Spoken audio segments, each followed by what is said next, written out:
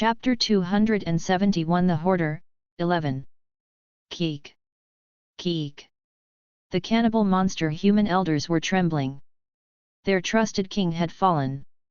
They had no hope of fighting back. However, even while they were trembling, they didn't let go of their spears. It was because of the women and children behind them. Even with the king dead, they wanted to save their grandchildren somehow. Yeon-woo snorted. He didn't feel bad for them. It was survival of the fittest. These beings had just been eating players. He wouldn't forgive them just because their positions were swapped. But he wasn't going to kill them either. Since they didn't have any power, he was going to make them build the boat and use them for small errands. Yeon-woo stretched his hand out to them. The reward that he earned after killing the Cannibal Monster King shined. Cannibal Monster King's token. Category: Holy Item. Rank: A, * limited to the 27th floor. Restriction: the clearance of the Cannibal Monster King. The fear level of the Cannibal Monster human tribe has to be at least 30. All warriors of the tribe must be decimated. Summary: the token that the tribe chief leaves behind after becoming king. Because of the tribe skill blood connections, you can use the connected monster portents with it. However, the tribe must pledge themselves to you. It was a shining purple bead. The skills of the tribe were contained within it, so he could use it however he wanted. Jeong-woo also made the boat with this. He got it by coincidence, but it was useful. And sturdy. Seeing the lifestyle of the cannibal monster humans, he had wondered if they were able to create boats. And bingo! The cannibal human monsters were an indigenous species more intellectual than other monsters. Most players didn't know this, but that wasn't the case for his brother. The cannibal monster humans didn't just eat humans. Rather, humans were a delicacy. They fished in the river when players didn't show up. Of course they would be able to create boats. It wasn't technically a hidden piece, but it was also a hidden piece that you couldn't find if you didn't use your imagination. Yaa. The token of the Cannibal Monster King shined, and the old cannibal monster humans shook their heads as if to reject the binding. Their hands trembled in rejection, but if you don't accept it, the ones behind you die. The old cannibal monster humans shook at his words. He would kill the children first. They weren't just empty words. Just then, a smarter-looking cannibal monster human stepped forward with heavy steps. If you promise to save the women and the children, we'll pledge to the binding. No. Yeon-woo denied their condition in an instant. There will be no negotiations. Everyone accepts the token. If not, every one of you will die. The elders looked back at the monster portents. The women shook their heads in fear. Even if they became slaves, survival was the most important thing. He eventually nodded his head. Understood. Ding. You have initiated the bind of the tribe. Additional karma is being provided. You earned the title Guide of Cannibal Monster Humans. You have succeeded in claiming the 2311st Cannibal Human Island as your territory. If you want, you can use it as a base after declaring it your domain. The island of the Cannibal Monster Humans as another hidden piece. He could use its inhabitants as slaves and use the land as his territory. I didn't know who the creator of the 27th floor was, but they were twisted. A territory on a stage that you have to escape in 49 days. Did they want us to keep it or not? But it was useful to use it as a secret storage base. After the stage was over, some people used the islands as their private bases. Wasn't one of Bayluk's manufacturing facilities located here? Bayluk was especially interested in the River of Souls and the life forms in it. Bayluk was interested in poison, so the 27th floor was basically his home. His brother had given the coordinates of the island over to him. After that, Bayluk didn't talk about this island at all. When his brother occasionally asked, he just answered that things were going fine. Yeon-woo thought that he was using the area even today. He wanted to invade the island and break it apart, but There's no use if I don't know the coordinates. Beiluk had changed the coordinates of the island after a long time. Yeon-woo couldn't spend 49 days looking through all the islands, and even if he found it, there were probably defenses set up all around it. There'll be a way for me to find it next time. Or if I use these guys, I can find it. Yeon-woo turned away from the cannibal monster humans with regret. Already bound to the pledge, they were bowing on the ground. They looked like servants meeting their king. Like his monster portents, he could feel that they were connected through the token. Yeon-woo opened Intrinian while looking at them. If he wanted to create the boat, he needed to get started as soon possible. Asterisk asterisk asterisk. The cannibal monster humans started crafting the boat as soon as Yeon-woo ordered them to. The token of the cannibal monster king wasn't a simple token of a king. It was an authority that could determine whether they lived or died. To save their children, they had to do everything they could. The older ones felt tired moving around. They struggled to carry the spectre trees, but Yeon-woo didn't even blink. Suffering was their responsibility, not his. He didn't have any reason to pity them. However, he ordered his monster portents to help them for the things that required strength. He couldn't let his workforce get hurt. He found players on the island locked up in the village storage room. Thank you. Thank you so much. The players cried as they thanked Yeon-woo for freeing them. Yeon-woo silently nodded and gave them the canoes that the cannibal monster humans used to get back to the main island. A few players seemed to want Yeon-woo to help them, but Yeon-woo didn't say a word to them. I might end up with burdens. He had done enough by saving them. Putting the players who went back to the main island out of his mind, he headed towards where the boat was being created. The cannibal monster humans said they needed about 5 days to make the boat, so he was going to push up that deadline. Meanwhile, the players arrived at the main island floating on the River of Souls. Their faces were filled with exhaustion. What do we do now? Their happiness from being saved didn't last long. They didn't know what to do from there. All their items had been stolen, and they only had themselves. Furthermore, they had been locked up for quite a while, and the time limit was almost up. They didn't really have any options. There was only one method left. To be carried by someone onto the next floor. They just glanced at each other. No one spoke up first. They needed to get on Yeon-woo's good side, but no one was going to step up. They might get hurt. They were too scared of the hoarder. In the end, no one moved until they arrived at the shore. They didn't even see that most of the forest was destroyed. Just then, swish! They felt a presence and heard the sound of grass rustling. They all looked in the same direction. A person. Heidi was leading a group of people there. She also looked surprised by their sudden appearance. Asterisk asterisk asterisk. So you're saying the hoarder got rid of all the cannibal monster humans? Why, yes. Heidi gasped.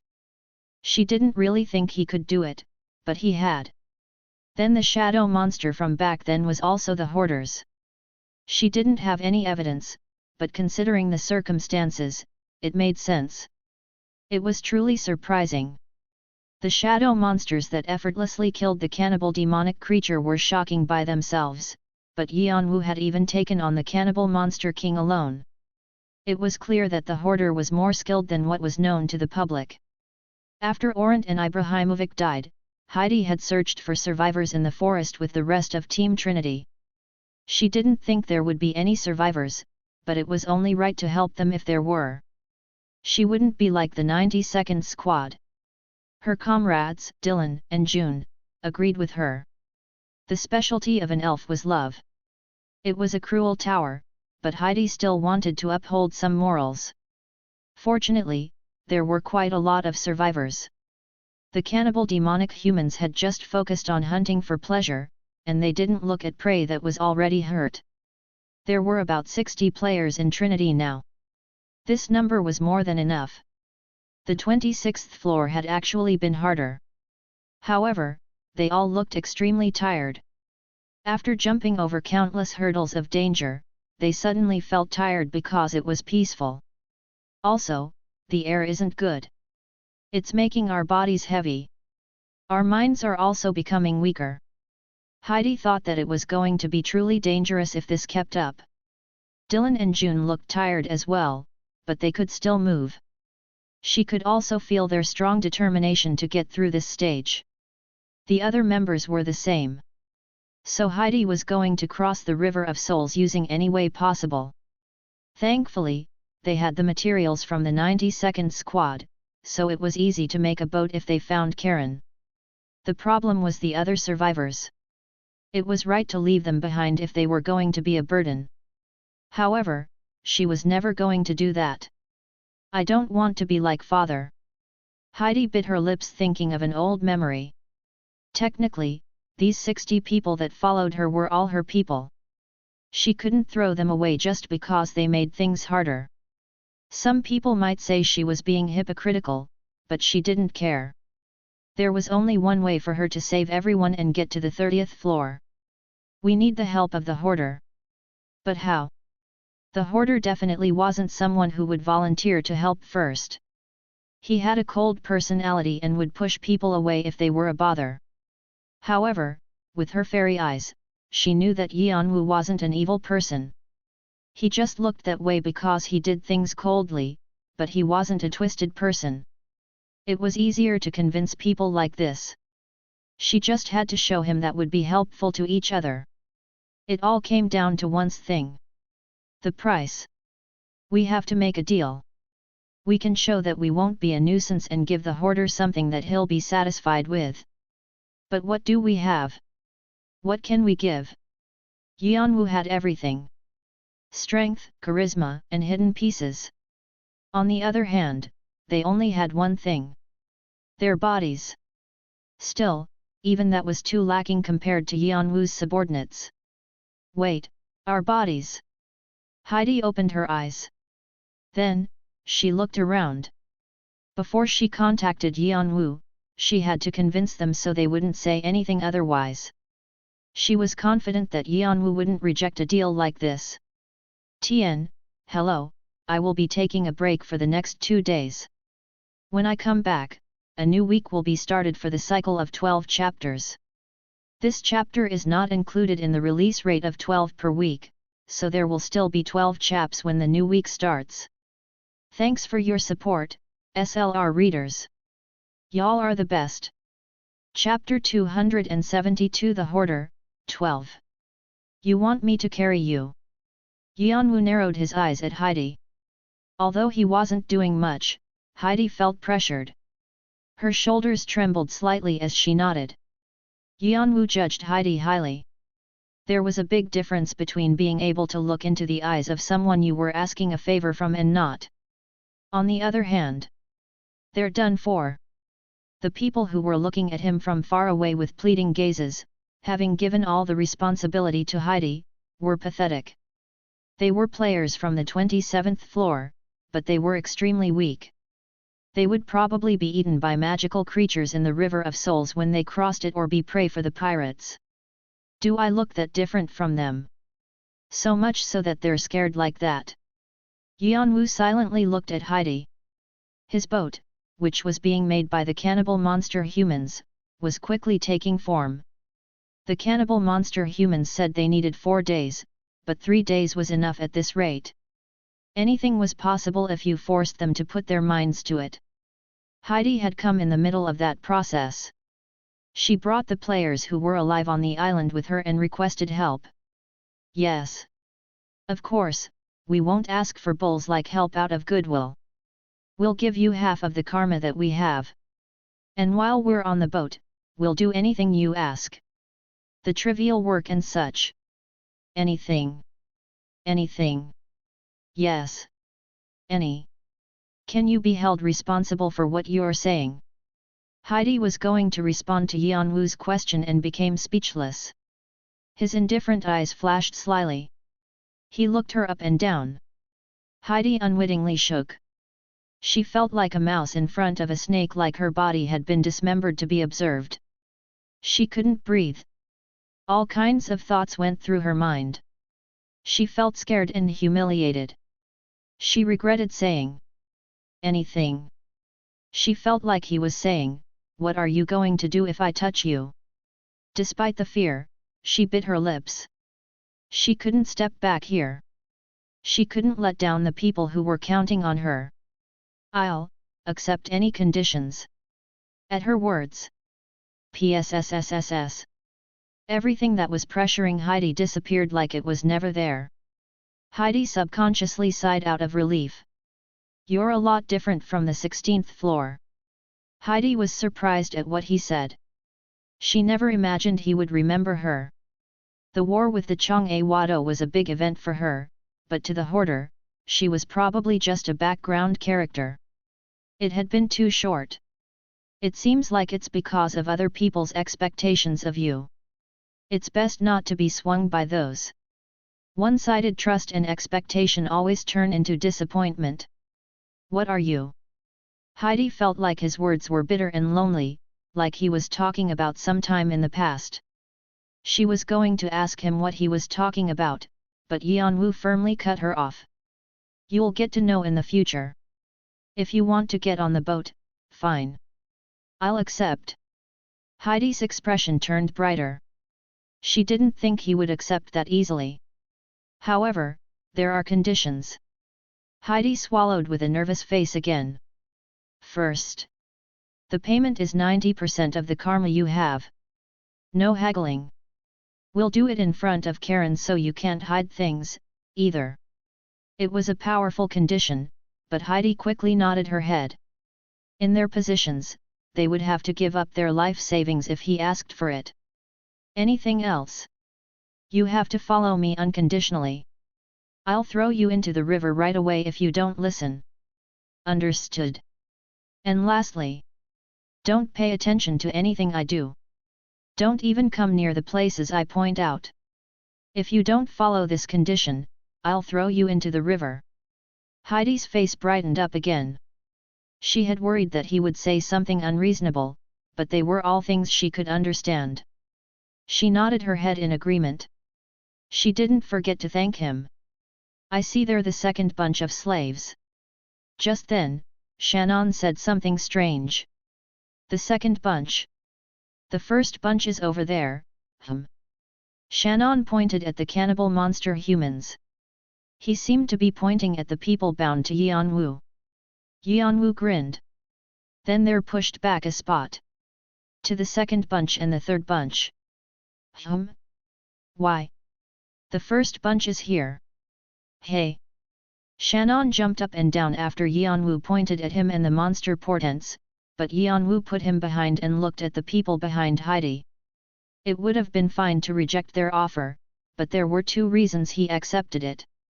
One was that the boat that was being created was so large that it would be comfortable with more workers on it.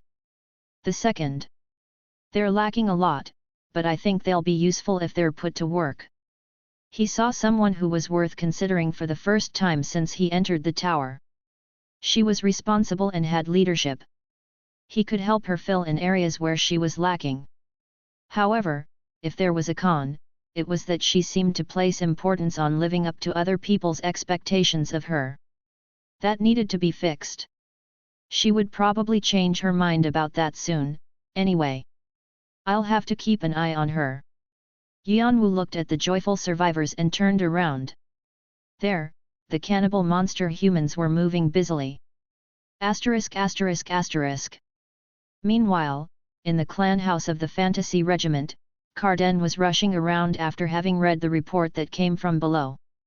The moment he entered a temple-like building, the sound of swords clashing against each other rang against the marble walls. Cashing! Someone in shining armor was exchanging swords with multiple sword-wielders. It looked like a hero was swinging his sword in an elegant way, and it looked like it was out of a legend. He had a beautiful sword technique. Although the people fighting against him were all expert-level players, he pierced through their weaknesses with ease. Clang! The jaws of everyone watching dropped. The same went for Carden. He was in a rush, but he found himself absorbed in watching the sparring. When the last sword flew up into the air, everyone released the breath they were holding. They hadn't been able to breathe properly because it was so tense. Ah! We can't defeat you, sir. We thought we were almost at your level now. Every time you swing your sword, your left shoulder is open. As long as you fix that, you should be fine. You've improved a lot. I might lose next time. Did you know that's a form of mocking? I know you don't have any idea of what it's like to lose. Is that so? Haha. The man chuckled and stretched out his hand for the man on the floor. Then, he took off his helm. Gold hair drenched in sweat revealed itself. His face looked like it was sculpted. His looks were so seductively outstanding. However, his low voice and the charisma that he exuded showed that it wasn't just his looks that were beautiful. The servants around him quickly dried out his hair with a towel while he gulped down water. He felt parched after sweating. Everyone around him had a neat and serious attitude. The white armor they had on had a cross, in the middle, emitting holiness. The second squad of the fantasy regiment, the Illusion Knightage. Considering how the first squad consisted of leaders of different clans, the second squad was technically the center that led the fantasy regiment. The commander, Kreutz, had outstanding sword techniques, enough to be called the Illusion Knight, and he was the face of the fantasy regiment, having represented them in front of the public. His beautiful face, honorable personality, and caring attitude created the exact image of a knight, so many people followed him. Commander. Oh, who's this? Carden. What are you here for? I haven't heard anything from you after you entered the smithy. I came because I have something urgent to tell you. To tell me? Kreutz wondered what the captain who had gone into closed training would have to tell him, so he took the report from him. The moment he read it, his face stiffened. The servants realized that something wasn't right and quietly stepped back. The other knights all stepped away from him and got on their guards. The hoarder arrived on Island 2311, and the 92nd Squad was destroyed as a result of that. Yes, sir. Was Tree Image the 92nd Squad? The one with Hector? Yes, sir. I was always worried about that guy since he was so arrogant without the skills to back up his attitude. He's gone and done it this time. I thought he would be okay since Two-Face was at his side. The hoarder doesn't let anyone go if they bare their teeth at him. Kreutz rubbed his forehead in frustration. The regiment leader will be furious when he hears about this. Yes, sir. HAAA. The hoarder will probably refuse if we contact him like this. He's very suspicious of others. This is why we said over and over not to confront him. Kreutz sighed. If he knew this was going to happen, he would have sent the knightage to the 26th or the 27th floor. But no one knew when the hoarder was going to appear on the 26th floor, and there were too many islands on the 27th floor, so it was hard to pick a single spot. That was why he had requested the help of the other squads in the area. It seemed like some arrogant fool had messed things up. Kreutz felt extremely frustrated. But what could he do? The water was already spilled, and the people responsible for the mess were dead. Is it time for restructuring? I thought it was too early, but it seems like there's a limit with the way we're doing right now. In fact, Kreutz believed that the structure of the fantasy regiment had to be changed. The regiment was a private group created by the commander and 12 of his blood brothers. Then, as the Jeong-woo Cha toppled and the Red Dragon split apart, the regiment recruited greater numbers. Thanks to that, they had reaped gains and controlled most of the lower floors within a year. However, their expansion caused trouble in some places. Because of their loose control, some squads within the regiment acted out. Also, some good-for-nothings entered through the easy conditions and asked for unreasonable things like equal relationships. Kreutz, who based the fantasy regiment on trust and loyalty, felt frustrated at this.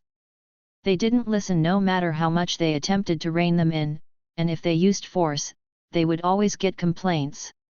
There was also the problem with the 8 large clans. People who didn't know compared them to the 8 large clans because of their size. However, Kreutz didn't agree. They might be similar in scale, but they were vastly different internally. They were ever so lacking.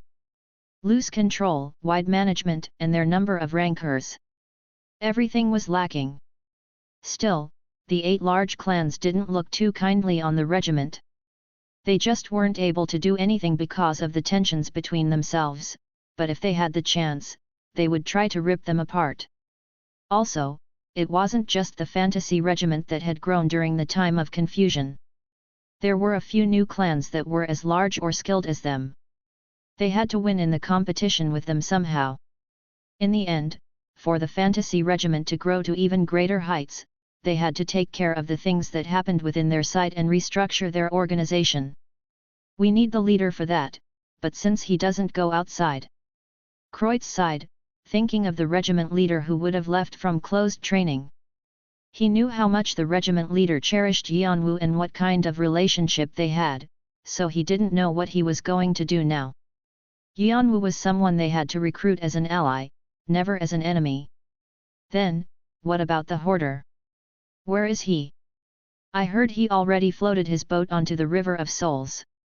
I suppose it'll be easier to find him after that.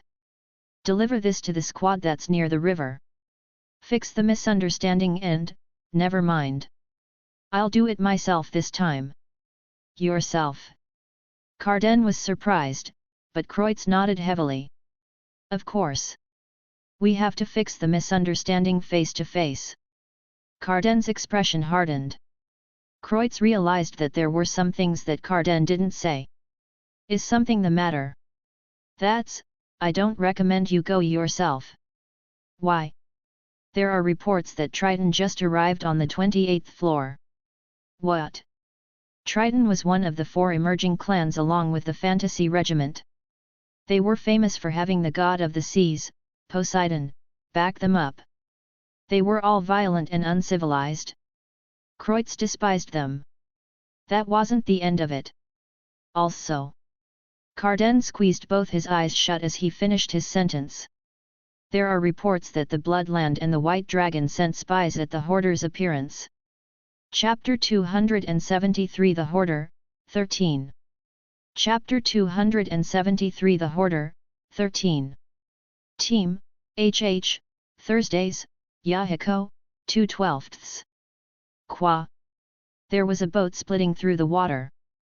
Waves thrust against the boat, and white foam scattered, shaking the calm surface of the water. However, it wasn't beautiful. The River of Souls shined an ashy color. There was a sticky acidity in the air. Every time the surface was broken, the screams that the ghosts let out stimulated fear. But as if the passengers didn't care, on that giant ship carrying hundreds, there was an orgy party happening. Men and women, everyone were high from drinking and drugs. They nakedly twisted around each other like mating snakes, and there were scandalous things occurring, like multiple men with one woman. Slaves refilled the bars and tables with wine, meat, and drugs. The music was loud, and people were shouting. When they were excited, they even wrung the neck of the people they had just had relations with. After that, they tossed them into the ocean and roamed around looking for new prey. No other words could describe this better than a frenzy. The problem was that this wasn't the only boat like this. Along with the large ship, there were tens of smaller boats that followed it like ducklings following their mother. It was a fleet so large that it would cause the jaws of anyone who looked at it to drop. Sea god sea wall. The blessing that was given to them made them even more threatening. The reason they could head to their destination without losing their way even with the orgy was because the authority was activated. In the center of everything, there was a man. On the highest floor of the ship, a man sat on a throne decorated with gold, jade, and all kinds of jewels looking at the horizon. His head was messed up like a lion's mane, and he was covered with beautiful naked women, filling himself with the drinks and meat they brought. Kahal halhal. Not too long now. The man ripped a piece of meat into his mouth with his hairy arm and suddenly stood up. The women who were quietly sleeping in his arms frantically left. The women who were waiting behind him quickly covered his naked body with a cape. The man was still looking far away into the horizon. But his eyes were fixed to a specific location rather, they were looking somewhere far off. Tell all the crew members we'll be arriving soon. At his loud orders, the sound of horns rang out all over the ship. Woo! The other boats blared their horns, and the crew members started getting up one by one. The fogginess in their eyes vanished, like they had never been high on wine and drugs, and they began to dress themselves in the armor that they had tossed onto the ground. When they were done, they turned back into neat warriors. Triton. They were the might of the ocean after having received Poseidon's blessing. Lana's territory. The apostle of Poseidon who was leading them, Bentik, smiled cruelly. I don't know why we're looking for the quartz palace, but this will be fun. Kahal halhal. His laughter rang out loudly. Asterisk asterisk asterisk. The predator has arrived. It is expressing its fury. Everyone be aware. Hold on tight. At Heidi's urgent shout, the players and cannibal monster humans began to grab sturdy holds. Then, Kwang! With a mighty explosion, the boat shook up and down. The players that had failed to grab onto a hold were flicked out with a scream, and the people who were barely holding on couldn't get a grip of themselves. The acid that was falling from the sky was strong enough to melt their skin. Screams filled the air. Heidi realized why Yeon-woo asked them to follow him unconditionally. He was telling them not to have regrets or be dissatisfied. It had been 5 days since they left the island. That much time had already passed since they entered the 29th floor. It was enough time for them to become used to it, but they were still scared. Not be dissatisfied? That was something that they couldn't achieve. Everyone would be the same if they saw the sight. There was a large whale that was even bigger than the Summer Queen's body. Tens of sharp teeth akin to a shark's shined. It was even more problematic because there were tens of other whales just like it behind it. It was so terrifying that it seemed like the boat was going to crack. There were countless monsters living inside the River of Souls. Because they lived in the poisonous and acidic river, they were extremely vicious, and sometimes, they enjoyed eating people that floated above the river. Once you entered the 28th floor, finding your direction was one problem, and surviving from the sea monsters was another. Most sea monsters could be defeated if multiple players worked together, and they could even be killed from time to time. However, the large predatory whale in front of them was different. It was a sea king monster that lived in the center of the River of Souls. Also, because of its ravenous personality, nothing would be left over once these monsters appeared. Even the sea monsters didn't appear when the Sea King monsters came up. The predator was in the greatest tier of Sea King monsters. They were the most hated monsters of the players, and they occasionally spit out acid-like breath to melt the players. However, there were tens of the predators.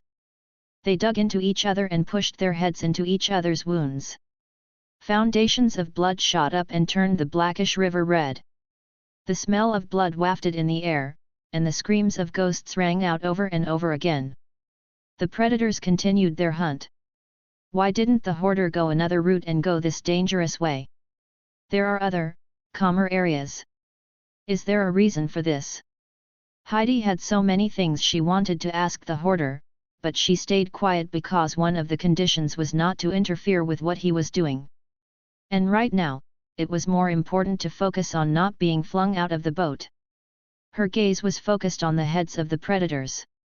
Yeon-woo was sitting there, pulling on a sword from his subspace. A god of Malak, Azrael, is smiling at you. Azrael blesses you.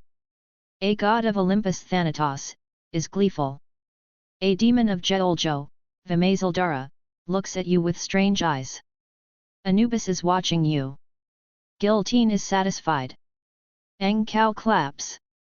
The gods and demons who have the power of death are amazed by you. You received a powerful blessing. Yeon-woo got rid of the messages that kept on popping up. The messages that he had been getting from the 26th floor told him that all the gods and demons related to death were paying attention to him. They were offering apostle positions and even directly giving him blessings now. Azrael is glad. Azrael strengthens the 3RD spirit with his power. You can do more things with it now.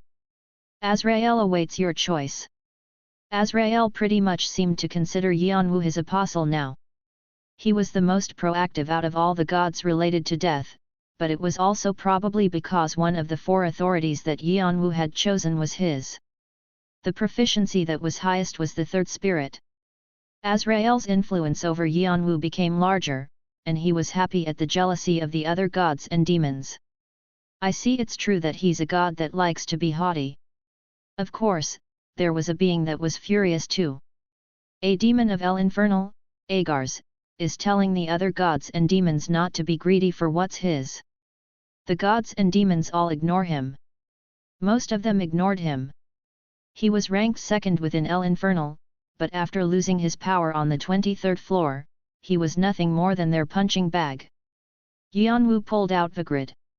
As his 4 authorities activated, the grid trembled while emitting a white light. Yeon-woo surrounded it with black aura. Kwang! The wave of fire covered the heads of the predators like lightning. The atmosphere fizzed, and the river water steamed. Asterisk asterisk asterisk. Tack! Yeon-woo lightly stepped up on the quiet boat. The boat couldn't even be called a boat anymore with how ruined it was after all these days.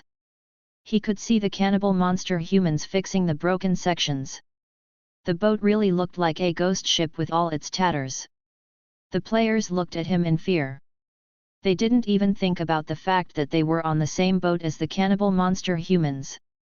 Yeon-woo was the scariest, not the old and young beings of another species. Of course, Yeon-woo didn't care. When he spread his palm open, tens of jewels poured down. They were blue emeralds. The Sea King monster crystal. It was a hidden piece on the 28th floor and could be refined into a source for magic power or holy power because it had the energy of souls. It's also something Lana likes. Lana loved gold and jewels according to the diary. She liked worldly things, and she was capricious and unrestrained. Once upon a time, she was a great sea pirate along the River of Souls. Was it more accurate to say she was a great river pirate? When I first met Lana, it was in the middle of the River of Souls. Because I had draconic eyes, it wasn't that hard to find the direction, and as long as we fended off the sea monsters, it wasn't that hard to pass the river. Occasionally, there were pirates, but they weren't a big deal. Then, when we were almost on land, I met her. Along with the tens of boats she brought, saying she would avenge her subordinates. The confrontation with Lana was actually from a misunderstanding. Jeong-woo and her subordinates had been fighting in battle, and one survivor had gone to tell Lana about it. And the result of it was Jeong-woo's loss. His brother had been greatly shocked. He was confident after his 3rd step awakening and sky wings that no one would be able to defeat him on this floor. Most rankers couldn't win against him either. Then, he learned that it had been a while since Lana was a ranker, and she missed the River of Souls, so she had come back. She was the ruler of the 28th floor. While conversing with his brother, who was a prisoner, she realized that her subordinate had made a mistake and let go of Arthea and his brother herself. She even cut the neck of the subordinate who dared to mock her. Jeong-woo completely fell for that. His brother had completely been hooked on Lana. It was his first time seeing such an easygoing and brave woman. Vieradoon had been jealous, but his feelings were more of respect than love. Also, her sword and magic were so outstanding that his brother wanted to be like her. After that, his brother had stayed on the River of Souls as long as he could to learn different skills from Lana. Lana had been annoyed at first, but Jeong-woo followed her around like a puppy and reminded her of her little siblings, so she had taught him many things. Their relationship continued for a long time after that. Lana had taken his brother's side during the war against the 8 large clans, and her forces had been reduced to nothing because of that, but she didn't regret it. There was no knowing what happened after that. The last clue in the diary was that she was probably staying at the Quartz Palace, her home. Her whereabouts were unknown after that.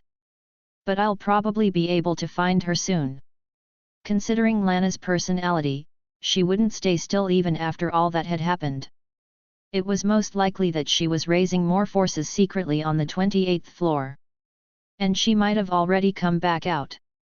If that was the case, it was likely that she had become a pirate again. She was talented, so she probably left the clutches of the 8 large clans easily. Yeon-woo wanted to have such a person in his clan. Where was she? He needed to find where the Quartz Palace was first. Unfortunately, his brother's diary didn't have the exact coordinates of the Quartz Palace. It was because Lana had cast magic on it so no one could read the coordinates. But that doesn't mean there's not a way. While Yeon-woo was trying to think of someone. It's a pirate. A player who had been looking ahead with binoculars shouted. Yeon-woo turned to look in that direction. When he directed his magic power into his eyes, he could see something furiously speeding at him from far away. It was a large ship with dents all over. The skull on the flag high above it showed it was a pirate ship. A satisfied smile grew on Yeon-woo's face. There it is. Our guide. So they're the third bunch. I don't even know anymore. He could hear Shannon muttering, but he just ignored it. Chapter 274 The Hoarder, 14. The pirate clan, the Wild Skull, had been gleeful until just a few minutes ago. So a large amount of predators appeared there, and they all moved back now. Yes.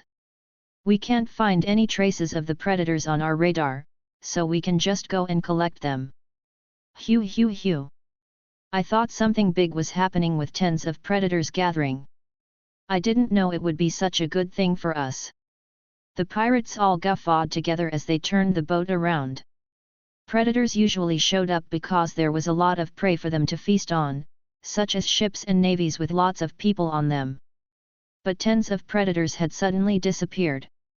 That meant that a large-scale fleet had passed by. Something big had probably happened. Although the fleet sent them away, they probably received damage on their side, too. It was clear that all kinds of treasures would be floating around. The Wild Skull collected treasure without owners or stole from ships that were attacked by the Sea King monsters. It was the same right now. They were expecting a big score for the first time in a while. If they attacked a ship that was damaged from chasing the predators away, they would probably get the most loot that they had in a few years. They were all excited when suddenly, disaster came like the wind. Quang! Something suddenly dropped on their mast. With a huge shock wave, the ship shook up and down, and the pirates all fell over, losing their balance. What is that? The pirates all had surprised faces and tried to stand up. However, they all stumbled. The ship is falling apart. The ship was folding in half. Water started to flow above the deck. The pale pirates tried whatever they could to survive, but this time, fire flamed up from the center and swallowed the mast and the deck. A few of them fumbled at the fire, but they ended up plopping into the river after sliding down the deck. There were screams of fear everywhere.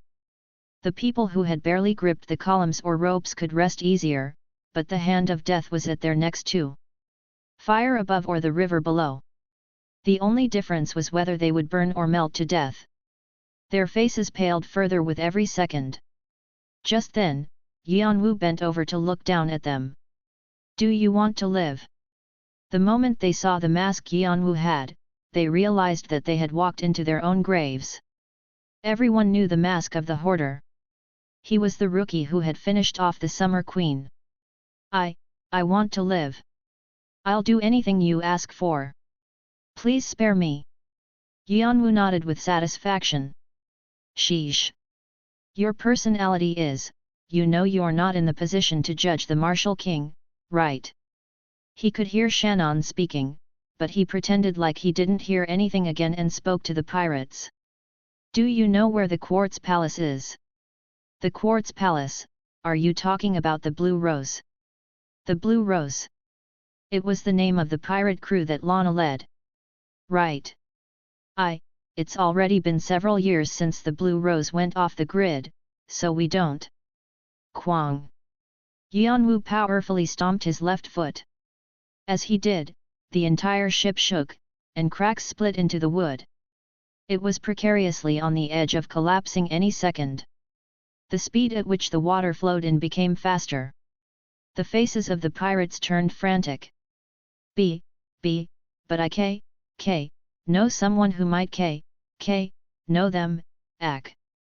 The ship completely cracked, and just when they were about to drop in the river, a shadow stretched out and grabbed them by their collars, hanging them in the air. Swinging in the air like fruits on a tree, they looked down at the boiling river water below them. You're telling the truth? Why, yes. The captain of the Wild Skull shouted loudly in his stiff position. To be honest, he didn't know anything, but he was only thinking of how to survive. I'm sure something will come out from other pirates. It can't be only us that die like this. From then, the pirate hunting began. Following what the captain of the Wild Skull told him about the other pirate crews, he completely destroyed their ships and saved them right before they died. None of the pirate crews wanted to be the only ones to be ruined like this, so they gave all the information of the other pirates' bases. Yeon-woo accomplished looting about 10 bases in one night. Thanks to that, rumors began to spread among the pirates. It was an ominous rumor that when a ghost ship appeared, it would swallow pirates up. And as the many pirate crews began to disappear, the pirates who had been active in their looting began to hide themselves. Of course, that didn't mean the pirate hunting was over. Row the boat. The winds are strong. Raise the mast. This time, we're going to where the silent flower is. Above deck, there were about hundreds of crew members adjusting the mast, and others were busily observing the horizon with binoculars. Yeon-woo's ghost ship had changed quite a bit in 4 days. The pirates that were caught as prisoners of war acted as crew members and helped to move the boat. Since the river was their home, they were more skilled than Trinity or the cannibal monster humans in this aspect. Thanks to them, Trinity was doing relatively easier work. Sometimes, they wondered if it was okay for them to be so relaxed. Is it really alright for us to have our hands off like this? Dylan carefully asked Heidi the question with a flabbergasted face. As soon as the pirates realized that Trinity was also below Yeon-woo, they began to serve them, calling them sunbes. Sunbi is a Korean term for designating a senior in the organization or field who had more experience than you. It's the Korean equivalent of senpai. There were even a few who looked at them with tears, asking about how much they must have suffered. Then, they began to call people who came after them hubes and use them. Hubi is the Korean term opposite to sunbi, it's for those who have less experience than you. It's the Korean equivalent of kaurhae. There was a clear hierarchy on Yeon-woo's boat, and Trinity found themselves at the top. Within the ghost ship, Heidi was first mate. Trinity, the cannibal monster humans, and even the pirates all consulted her because Yeon-woo was too scary to approach. Dylan wondered if it was okay to leave things alone with how many new people they were getting. Thankfully, the ship was large, and they had a lot of open space, but unlike the pirates who lived on the stage, Trinity was in the middle of clearing it. It was one thing to become allies with the pirates, but he was worried about becoming tied down here. Oh well. We have to do what he asks. Heidi just smiled bitterly and couldn't offer a solution. The conditions were still binding. She couldn't talk back to him. If she spoke up, it was obvious that she would be chased away. But still, the hoarder needs to cross the 28th floor like we do. Don't worry too much. Woo. That's true, but... Heidi patted Dylan's shoulder and looked over to where Yeon-woo was. He was sitting on the bow of the hull, looking at the river with a still face. However, she couldn't see what kind of expression he was making because of the mask. Like time around him had paused, he wasn't moving in the slightest. What kind of person is he? Yeon-woo was still too hard to understand for her. She couldn't read him. She didn't know what he was going to do with all these pirates he gathered like collectibles. It seemed like he was trying to get some information from the pirates. However, he could just throw them away if he didn't need them. He was placing them on his boat without throwing them away. Was he saving them because they would die otherwise, or did he have something else in mind? She tried not to think about other people's businesses, but Heidi couldn't stop herself from wondering about Yeon-woo. She was curious about what he was doing. Like he's looking for something. Just then, Yeon-woo raised his hand. It was a sign to stop. The pirates rushed around as they let go of the sail and then dropped the anchor into the sea. Protect the boat well. Yeon-woo tossed a command to Heidi through open speaking and got up. Heidi was about to ask him when he meant, but... Walk. Yeon-woo spread out his wings of fire and jumped down from the boat. That! Psycho!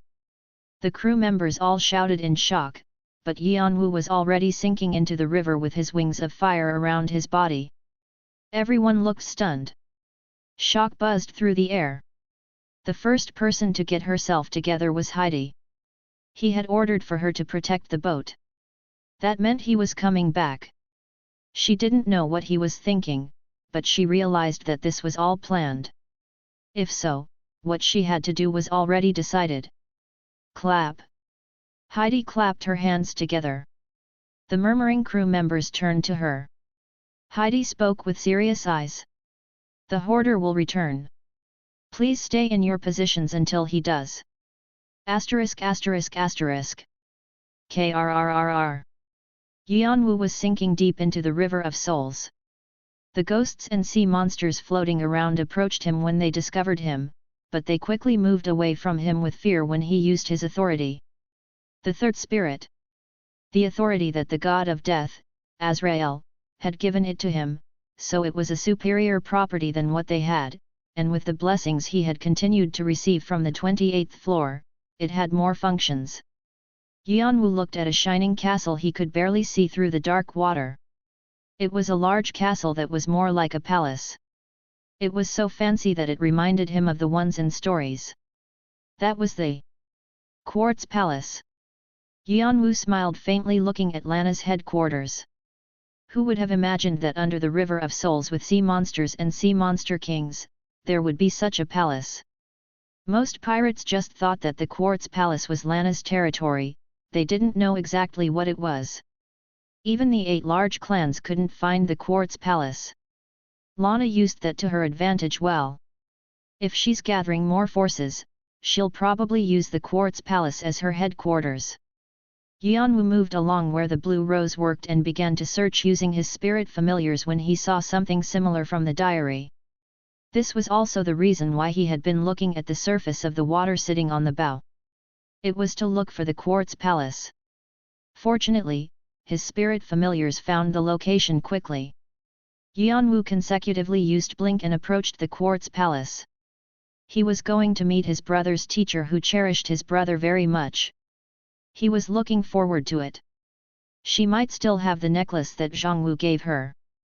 I gave her a present explaining that there was a Teacher Appreciation Day on Earth, and she quite liked it. I couldn't forget the image of Lana, who was always so regal, overjoyed. However, the Quartz Palace was extremely different from what he saw in the diary. The castle that should have been shining elegantly was broken in different places, like there had been an intense battle, and it was hard to find anywhere that was left intact. The sections that were somewhat better were quickly eroded by the river water. The barrier that protected the blue rose of thousands of pirates was gone. Yeon-woo became worried. He used his wind path to head towards the center of the Quartz Palace, the Quartz King Palace. It was set up exactly as he saw in the diary. The only difference was that it was destroyed in some places and filled with river water. He couldn't find any traces of people. Then, Yeon-woo could see skeletons piled up in the hall. Like they had been trying to protect something, the armored skeletons were kneeling, their heads dropped. In front of them, there were skeletons that looked to be their enemies. Behind this is. Yeon-woo clenched his fist past the guards and burst open the door. A large hall revealed itself, and he could see jewels that lost their shine and paintings. And in the throne at the center, one skeleton was sitting in silence, with the clothes that Lana enjoyed wearing. Its bare, bony hand was gripping the necklace his brother had given her. Chapter 275 The Hoarder, 15. Yeon-woo's expression hardened. He was wearing a mask, but his expressions could still be seen. It's Jeong-woo's necklace. Yeon-woo examined the necklace as he approached the skeleton. It was a necklace of red rubies. Though it was damaged, it was still recognizable. Jeong-woo had presented this to Lana while practicing his metallurgy skills. It almost lost all its function as an artifact, but the corpse was still gripping it tightly like it was precious. What happened? Lana was extremely powerful, enough to make his brother see her as his teacher. Also, this was the Quartz Palace, which not even the 8 large clans could find. He couldn't believe that she had been assassinated in a place like this. The problem was that it had been a long time since the corpse was left alone. He wondered if there would be a vestige left. He needed to find out what happened as soon as possible. Yeon-woo pulled black energy out to blow it into the corpse. The black energy didn't enter it, most likely because the river had corroded it too much. Just when he was wondering what he should do, something occurred to him. What if I force it? He activated the third spirit to the extreme. He knew that its functions had increased quite a bit with the blessings from Azrael. However, he had never tested it out, so he didn't know what would happen. Black energy was energy that came from death. He thought maybe it would be possible to somewhat reverse the time of a corpse, even if it had been a while since its death. Fortunately, he was right. The black energy that kept on being flicked away was absorbed into the skeleton. Then, a whitish human-like image stood up. Blue hair and black, burnt skin. She looked weary, but she was still the same Lana from the diary. Lana, do you know where you are? Yeon-woo spoke to her through consciousness. However, Lana didn't move in the slightest, her head looking down. Her eyes looked dead. Only her vestige woke up. I suppose I can't completely revive her consciousness. The vestige body was only made up of the pieces of the vestige that were left in the corpse. It was merely a collection of her memories. He would be able to know what happened more clearly if she could talk. Not having any other option, Yeon-woo put his hand on Lana's vestige body. Then, it scattered, and all its memories poured into his head. Even the last desperate emotions that she had, all of it. Walk. Bentik. How could you? In the memory, Lana was sobbing at someone. She was once called the ruler of the River of Souls, and if all her subordinates were gathered, they wouldn't fall short of the 8 large clans. But that was not the case in this memory. She had done whatever she could to revive her forces. She had sold all her precious treasures to gather forces and allied herself with enemies of the 8 large clans. At first, she had thought it would take about 10 years, but things progressed faster than she thought. Not only could she revive all her past forces, but she could grow them bigger than before. Then, she would restart the war. She would make those who destroyed her precious disciple wander around the River of Souls, unable to move on to the beyond, and avenge her disciple by also destroying the 8 large clans. However, one incident ruined all her plans. The subordinate that Lana cherished the most had mutinied. He was a likable guy, so there were many who followed him, and the coup he had organized killed all her guards. She could see the cracking barrier, the river water pouring in, and her subordinates suddenly being attacked. Lana grit her teeth and shouted at the person who had caused all this. It was the first time she looked that furious since her disciple died. However, he calmly walked down the hall that was littered with corpses. Even though he had broken the necks of his comrades whom he had just been drinking with, he didn't bat an eyelid. There were no signs of sadness or happiness on his face. He looked cold and apathetic, like he had never been the amiable person she thought he was. "My king, Lana," My precious fiancé. You'll never know that this was all caused by what you did. What kind of bulls is that? Bentik. He was Lana's right hand. Also, he was her lover. Because he also knew Jeong-woo well, they had had some drinks together, too. They weren't comrades or friends, but they were definitely acquaintances. Also, he was Poseidon's apostle. The 12 gods who symbolized the godly society, Olympus. There was great meaning behind being the apostle of one of the most powerful gods. In the higher floors, Bentik was more famous than Lana. He had been a great help in the Blue Rose establishing their power on the 28th floor. However, he had caused this coup. Lana hadn't been able to do anything because it was something her most trusted advisor had done. She never would have imagined that Bentik would do something like this. Even though he always had drinks and women around him, despite them being lovers, and caused the occasional trouble, Lana was also a free spirit, and she didn't care about those aspects. Rather, this was the reason why they got along better. But why had such a person done this? Look. Things have gotten to this, but you still don't know. Bentik didn't have the warm face that he always had when he looked at his lover. Instead, he looked completely expressionless and growled like a lion. Cha Jeong-woo, Cha Jeong-woo, Cha Jeong-woo. You don't see that your subordinates are tired every time you say his name that I'm tired. You're pushing us all into hell. What? If you don't know, just stay ignorant like that your entire life. If it's easier for you to think that way, go ahead. Bentik continued, crinkling his eyes. No. If you can't even think about it, accept it like this. You always used to say that. The strongest takes all. Right now, I'm strong, and you're weak. What would happen if I take everything you have? Bentiki. Lana couldn't suppress her anger and ran at Bentik. It wasn't widely known, but Lana was the apostle of the goddess of the sea, Sito. She was as powerful as Bentik. Kwang. With a rough explosion, half of the Quartz King Palace was blown away. Then, like the vestige was cut off, Yeon-woo saw a new scene. In the ruins of the battle, where all the fighting had stopped, Lana was left all alone on her throne. The river water had filled up to under her chin, and her body melted from the acid. She had used all her magic power in the fight with Bentik and didn't have any strength left to stop it. It was horribly painful, but she didn't care. She just quietly pulled out the necklace that protected her, even though everything around her was destroyed, and gripped it in her hand. Jeong-woo. I'm sorry. Lana continued to mutter those words.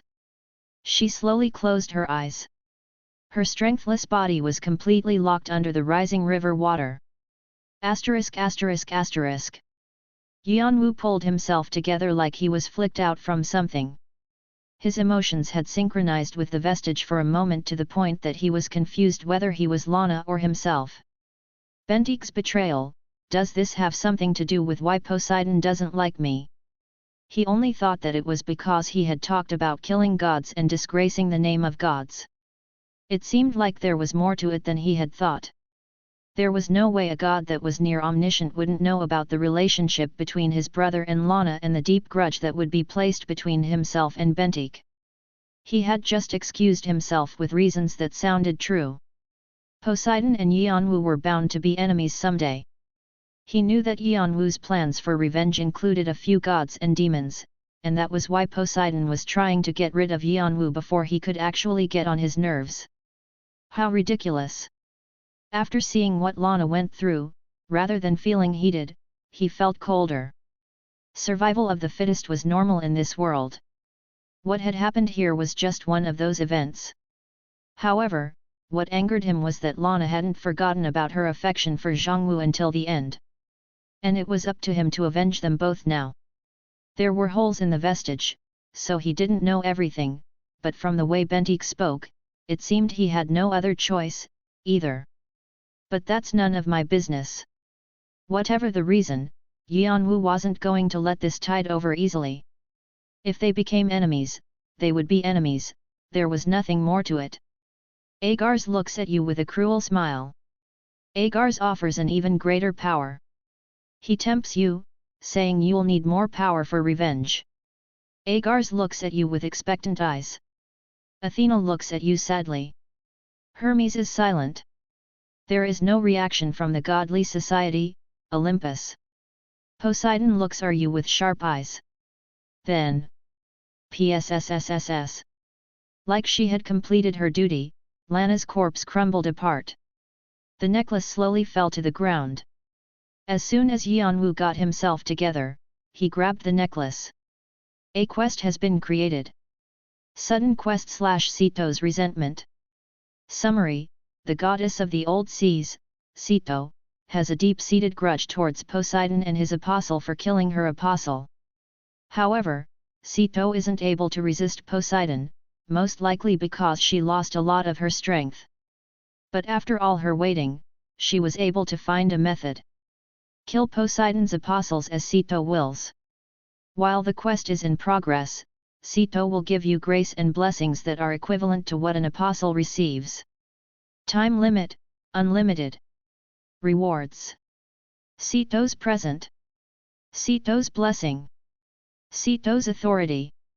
Along with the quest window, another message floated up. The first reward is being given in advance for the smoother progression of the quest. You have earned Sito's holy artifact, Sea Water Charm. Whoosh! The necklace Yeon-woo was holding suddenly flashed. The corroded sections were restored, and it began to regain its shine. It seemed to be a result of Sito assigning it as her holy artifact. Yeon-woo observed the necklace with his draconic eyes. Sea Water Charm. Category: Necklace. Rank: Holy Artifact. Summary: this is a holy artifact that the goddess of the old seas, Sito, created using the last of her holy power. Sito is the ancestor of many monsters, so while you are wearing this holy artifact, you have command over sea monsters and sea king monsters. Also, it can be used to look for information by reading the memory of the sea. However, there is a limit to the holy power that was given to it, so when the holy power runs out, it loses its value as a holy artifact. For it to become a complete holy artifact, you must complete the given quest, Lana's Resentment. * King of the Sea. You can control the minds of sea monsters and sea king monsters. However, depending on the type they are, there is a difference between the amount of magic power used and the chance of the control succeeding. * Song of the Sea. There are countless memories floating around in the ocean. You can find something you are looking for within them. If you are above the sea, it is easy to find a specific object.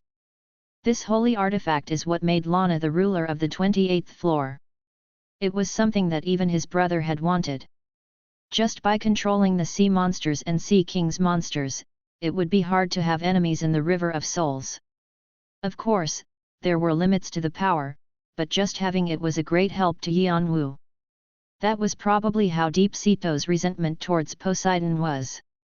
Yeon-woo knew that he had crossed a bridge he couldn't go back in terms of his relationship with Poseidon. It wasn't bad for him to attack first. Yeon-woo hung the sea water charm on his neck. The rubies looked nice with his black armor, shining a vibrant red light. He could feel the holy power in the holy artifact entering his body. The holy power activates your hidden god's blessing. Your holy power is being strengthened. Feeling the power flowing inside of him, Yeon-woo lifted his head. He would use the power that Sito gave to him well. However, there was something that he found when he looked at the quest again. But what does this mean? Apostles. From what Yeon-woo knew, a god or demon could only have one apostle. There may be multiple priests or students, but there could only be one person who represented the beings. An apostle was the manifestation of a god or a demon. I'll see what it means when it comes to me. Then, he activated the option on the holy artifact. First, he was going to see where Bentik was. Yeon-woo felt like his vision was floating up. He could see all of the ashy river of souls, like how a god looked down below. He could see all kinds of things happening on the river. of them, something stood out. There were about 100 large ships, each of them with the trident that symbolized Poseidon on their masts. It was the clan that Bentik led, Triton. However, the direction they were heading to was familiar to Yeon-woo. Not too far away from them, he could see his ghost ship. Could it be? Yeon-woo's eyes slightly widened. Bentik was coming. Chapter 276 Triton, 1. Bentik, here. Yeon-woo checked through the sea-water charm once more because he thought he had seen wrong. But he was right. Bentik was coming here with Triton. So Poseidon attacked first. Poseidon is watching you closely. Poseidon had expressed his will to punish Yeon-woo somehow. It seemed as soon as Yeon-woo began to climb the floors again, he moved his apostle, Bentik. Athena encourages you quietly. Hermes protests against Poseidon. Poseidon ignores him. Poseidon has announced that he will punish you severely. The godly society, Olympus, has split opinions of you. Many godly societies are watching you. Many demonic societies are interested in the current event. Agars tempts you in a sweet voice that you can use him anytime.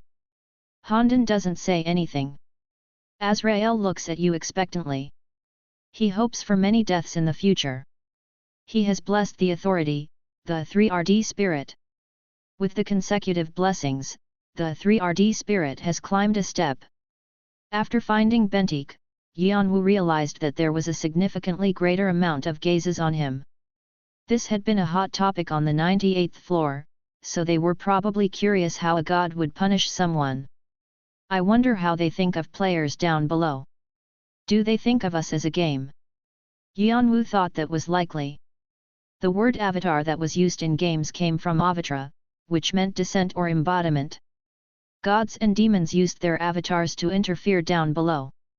Then everything, including their avatars, were merely playthings, or an NPC at the very most.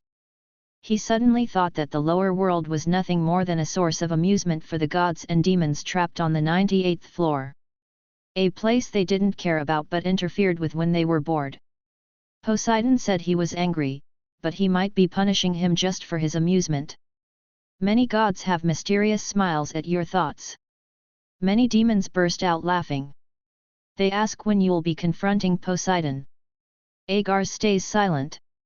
Azrael has a strange smile. He felt a bit annoyed, but it won't matter. Yeon-woo released himself from the vision of the sea-water charm and spread his wings of fire apart. He slowly got up and moved his spirit familiars around him. He didn't need to worry about what other beings thought of him. I can just fight them when I meet them. Yeon-woo raised his head and kicked off from the ground. Kwang! Asterisk asterisk asterisk. Meanwhile, at the same time, the situation above water was chaotic. There's a large fleet coming this way. When the player who had been observing the seas for any sea monsters or sea king monsters that might come their way said this, the crew members all turned to look. The same went for Heidi and Trinity. Heidi's face stiffened. She quickly ran to the edge and called for a spirit. Waa. The wind spirit woke up and pulled visions from far away to her. Like what the Watcher said, something was approaching them rapidly. There were tens of ships. The trident on the mast stood out. Heidi knew what clan used that symbol and how affected the crew members would be. She tried to shout to assure them, but the words that the Watcher spewed out before her made the crew members freeze. Triton. It's Triton. What? Triton. Why is Poseidon's clan coming here? Not all pirates were the same. Triton wasn't simply the ruler of the 28th floor after taking over the Blue Rose's position. They used the 28th floor as a base to grow, and they were on their way to becoming one of the top clans after the time of confusion. Their leader, Bentik, was a famed high ranker. When he was the first mate for the Blue Rose, he was well known for killing all his enemies he met, and as the leader of Triton, he was infamous for his brutality. Of course, the crew members would all become fearful after hearing that Triton was speeding here. Why were they coming here? Just to loot them? Wasn't just 1 or 2 boats enough for that? Why was he bringing all his forces here? Did they do something wrong? Or was there a grudge between the hoarder and Bentik? The confusion only grew around them. Fear always grew in silence. Thinking that things could turn dangerous at this rate, Heidi gave her wind spirit an order. Sylph. The spirit scattered into the wind and made Heidi's voice ring in the ears of all the passengers. Everyone, pull yourselves together.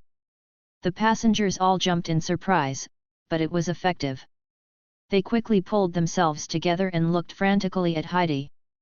I don't know what Triton wants, but we can't stay still either. Everyone get in position.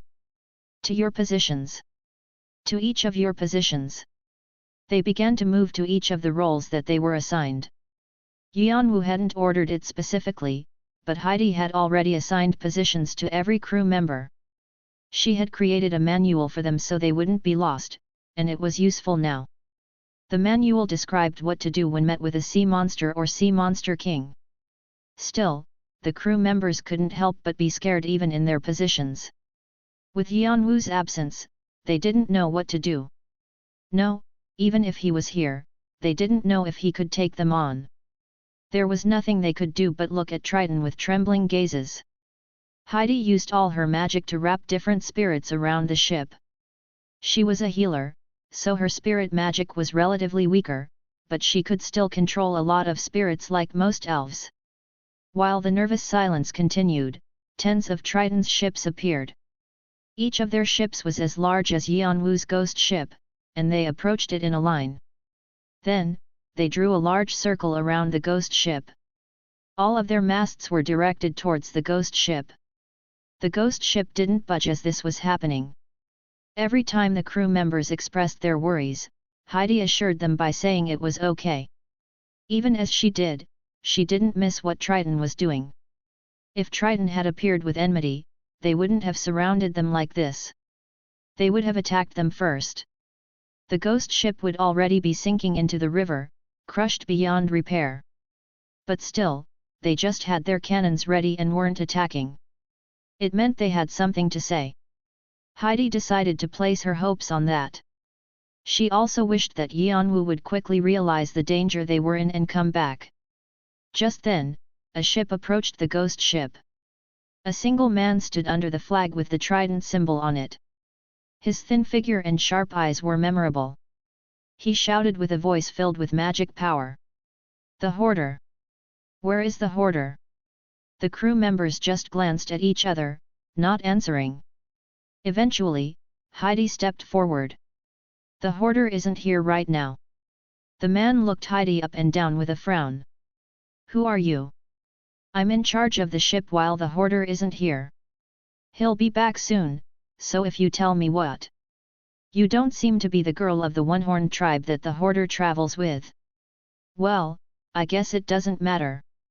The man ignored Heidi and snorted. Heidi bit her lip in humiliation, but she didn't express it. Actually, it's better that the hoarder isn't here. Everyone present, listen. The atmosphere shook, and river water was tossed up and down. That was how loud the man's voice was. The crew members of the ghost ship looked up at him anxiously, wondering what he was going to say. By his appearance, they could tell that he was Triton's executive, Wolf. He spoke in place of Bentik. The king of the sea I serve, Bentik, has spoken. He will punish the hoarder as the gods have willed. Updated from Nouvelle Bien, C.O.M. The crew members turned pale. Heidi, who realized her hunch was right, clenched her teeth. However, he also said this. Before the hoarder is punished, we cannot sacrifice any lambs because of him. I'll give you 1 minute from now. During that time, I'll save those who throw their weapons away and surrender. Those of you who don't will be made into snacks for the sea monster kings, along with the hoarder. His words were impactful. 1 minute. They had to find a way to survive in that time. Stow. Heidi didn't have time to stop them. She wanted to tell them not to move and not to be tricked, but Move. Egg. Boat. Is there a boat? A boat. The crew members ran around busily looking for lifeboats, not listening to Heidi. It quickly became chaotic above the deck. 59, 58. Ha ha ha. As Wolf counted down, the chaos was amplified. They killed the old cannibal monster humans to take their lifeboats, and the ones that couldn't tossed themselves overboard. It was extremely dangerous because of the acid and poison, but they thought that they would be alright if they protected themselves with magic power for a while and moved on to Triton's boats. Heidi did whatever she could to stop them. She used her spirits and her skills to occasionally stop them. She believed that Yeon-woo would come if they just held on for a little while. Also, there was no guarantee that they would be spared even if they surrendered. Triton's goal is to destroy the boat beyond repair before the hoarder comes back. This ship is definitely way stronger than it looks. It was a ship that the cannibal monster humans, not Karen, had made.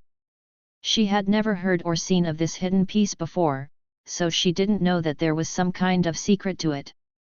Was it something amazing that even Triton couldn't just destroy with brute strength? However, no one listened to her. There were even a few Trinity members included in there. Sorry, Captain. I want to live. Hunnel. The ghost ship that had been bustling until a few minutes ago was now dead silent. Heidi, Dylan, June, a few members of Trinity, and the trembling old cannibal monster humans were the only ones left. Heidi blanked. Was the castle that she built going to topple this easily? She didn't expect anything from the pirates from the beginning. They were being forced by Yeon-woo anyway. However, the other members of Trinity were different. They had been together since the 11th floor, and they were comrades who fought back to back during battles. They were special to her because of that reason. But in front of danger, they turned their backs on her.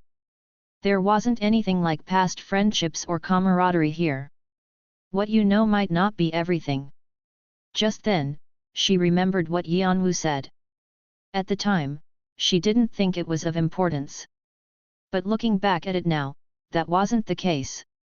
Had he known that this was going to happen from the beginning? That what she had was nothing more than a sand castle. Heidi. Dylan gripped Heidi, who had blank eyes. Only then did she pull herself together. Thwack. She slapped her cheeks. She had to put the betrayal behind her for the moment. She could resent them after she survived. Everyone, protect your positions until the end. Hang in there until the hoarder comes back. At Heidi's commands, the remaining crew members all activated barrier skills. Her spirits spread out and created a round barrier. The cannons of Triton suddenly exuded smoke. Thunder boomed down at them, and the waves tossed. The lifeboats were dominated by the rough waves. Players who had been trying to swim to Triton's boats sank. Some who had barely managed to arrive at the enemy's ships shouted urgently. The lifeline! Please drop the lifeline! Please save me! Please! But all they received was ridicule. Why should we? What? Didn't you say you would save us if we surrendered? We said we would let you live, not rescue you. Kikik. Yet. Why would they trust pirates? Is something wrong with their heads? The players realized that they had been played. However, there was nothing they could do. They just shouted and screamed. Quang! Quang! Meanwhile, the cannonballs from Triton were falling onto the ghost ship. A barrier was created to block the cannonballs midair, and the spirits bustled around to scatter the shocks from the explosions. Heidi's body shook up and down, but she forced herself to hold on. The crew members came to help her with their skills. As they did, they realized that their magic power use was less than they expected. Hidden piece. This ship has a function like that. Heidi realized why Yeon-woo chose the cannibal monster humans instead of Karen. It had been sturdy when the Sea King monsters arrived, and it also had the effect of decreasing the amount of magic power use of players on it. Thanks to that, Heidi was able to defend themselves much easier. Occasionally, a spirit was destroyed, and her magic power path was twisted, but it was bearable. As she used her spirits, she also healed and buffed the crew members. Stop them. Do whatever you can. Helping Heidi's efforts, the cannibal monster humans also deflected the attacks. Cannons that she hadn't known about opened on the sides of the ship, and the ghost ship began to breathe out fire. Poo-poo-pung. While the attacks came and went, the players floating around the river water were swept away from the shock of the attack. The screams disappeared amidst the explosions. This won't work. Wolf didn't like the situation. He didn't like how the ghost ship was holding up. He didn't know how the hoarder knew about the ship that the cannibal monster humans made, but he needed to create a mess before he came back. Oh well. Let's capture the ship first. On Wolf's orders, his ship began to slide towards the ghost ship. He was planning on crashing against the boat and moving his forces onto it to take it over. Heidi discovered him and tried to stop Wolf's boat, but she couldn't focus on him because of the cannonballs raining on the ship from above. Wolf's boat came right near them. We're crashing. Just when Dylan was getting ready for the impact. Quang! The surface of the water shook, and with an explosive sound, a column of water shot up. It was from the ghost ship and Wolf's ship crashing. It was an explosion that came from the bottom of Wolf's ship. The column of water stood high in the sky and came splattering down. Instead, there was a black fire column in its place.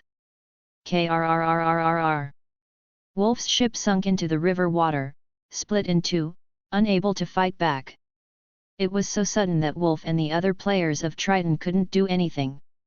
And above the fire column, Yeon-woo was standing with his wings of fire spread apart.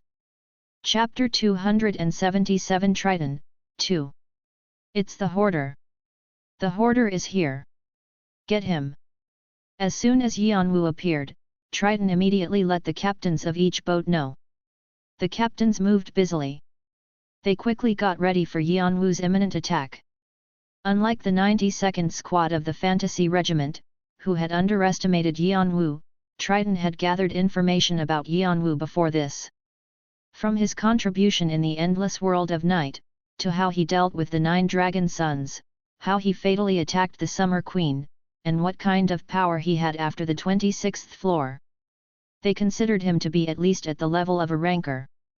They even judged that he might be at a high ranker level. High ranker. It was easier said than accomplished. It was impossible for a lower floor player who hadn't even cleared through the 30th floor to have that power. People who were considered kings now had been like that in their younger days. Recently, only Heavenwing had been a genius like that.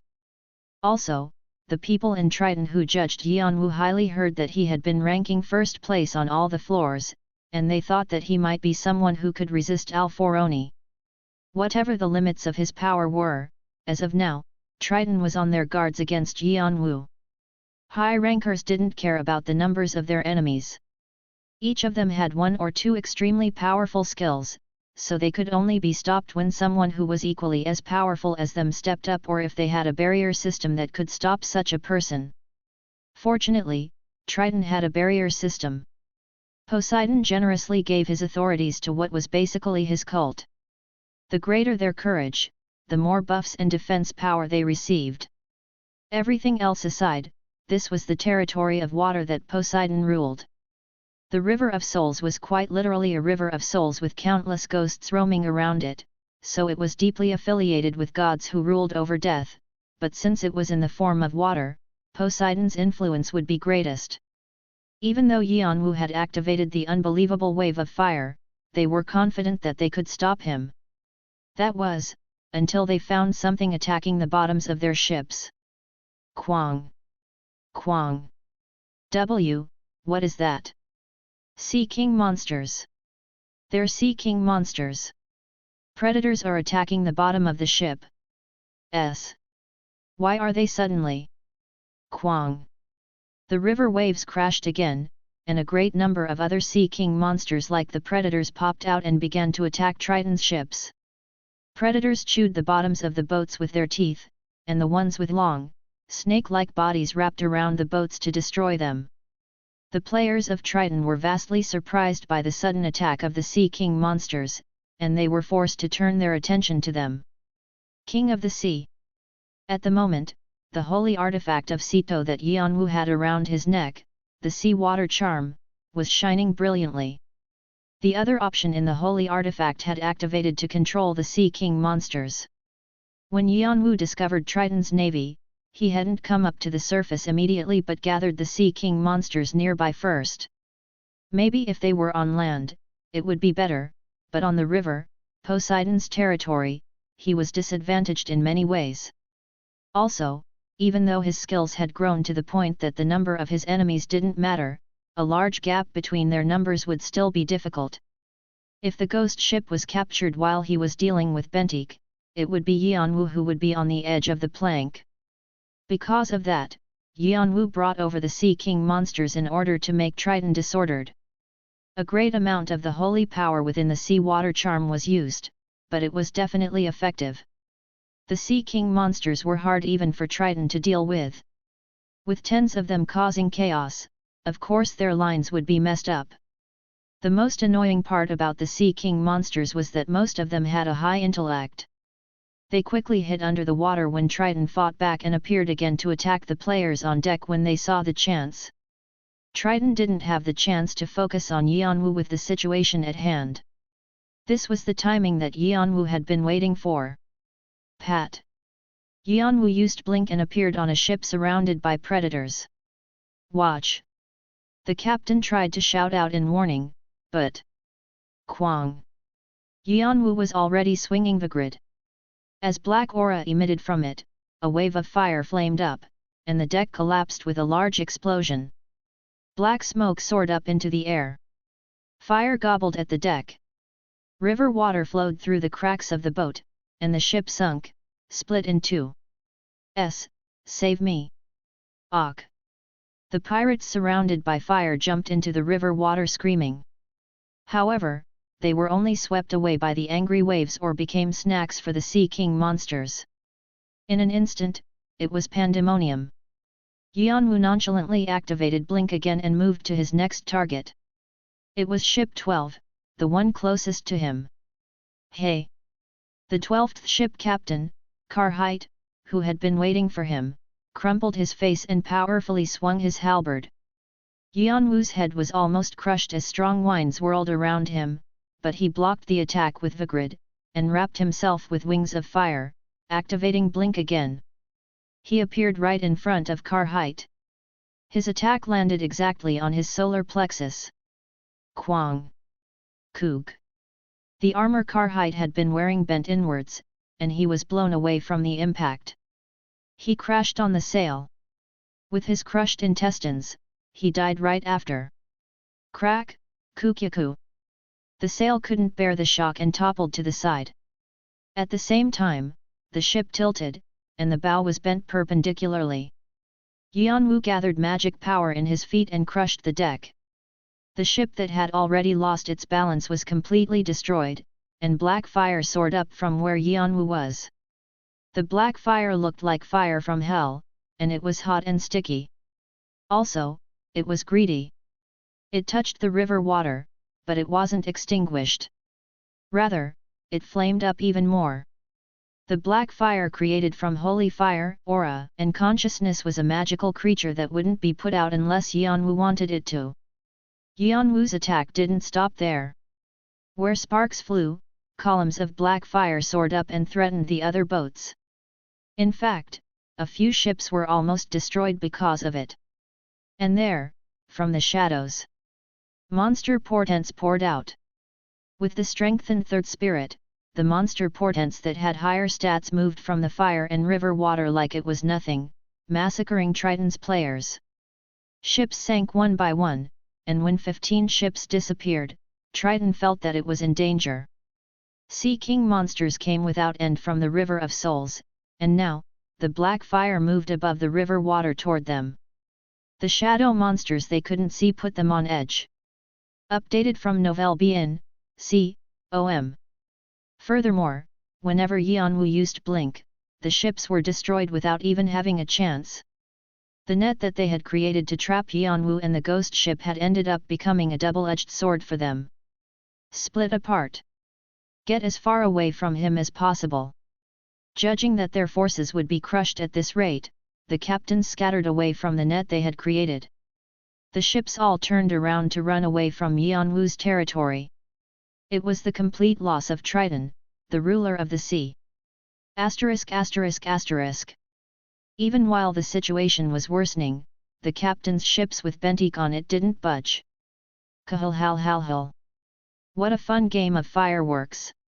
It's burning well. Ablaze. Bentik burst out laughing. His laughter was so loud that it rang out on the deck. However, his subordinates all had concerned faces.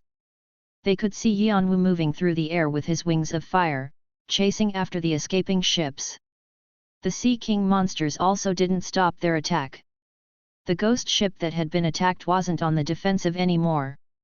At this rate, their boats would be destroyed instead. However, Bentik was just laughing, not moving in the slightest. He was just chuckling on his throne. Of course they felt frustrated. "Captain, the damage on our side will be great if this keeps up. You need to." Jin rang. "Yes, sir. What do you think is most important when gathering forces?" It was a sudden question. Jin Rang widened his eyes. Bentik was someone he served back in the Blue Rose, but he still didn't understand Bentik well. Even though he looked simple and violent, he was actually extremely sly on the inside. "Do you think it's people? Or money?" "I don't know. Both of them are wrong." Jin Rang tilted his head. If it wasn't people or money, what was it? And why was Bentik saying this in the urgent situation? "It's honor." Jin Rang's eyes widened. "We can also get people. We can buy slaves or use the overflowing cannibal monster humans. Same with money. If we need more, we can steal it. But honor is different." Fire was blazing inside of Bentik's eyes. Building up honor is so hard.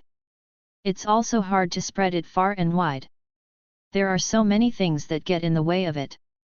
Even if you build it up, it all disappears if you make a mistake. Building it up again, you need more time than before. The 8 large clans had built up their honor in the way Bentik said.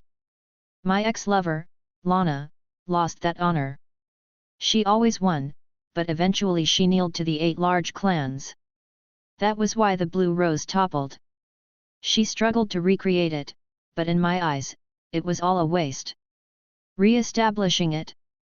She didn't even know that the people around her were trying to stab her in the back." Jin Rang thought of when he had caused the coup with Bentik in the past.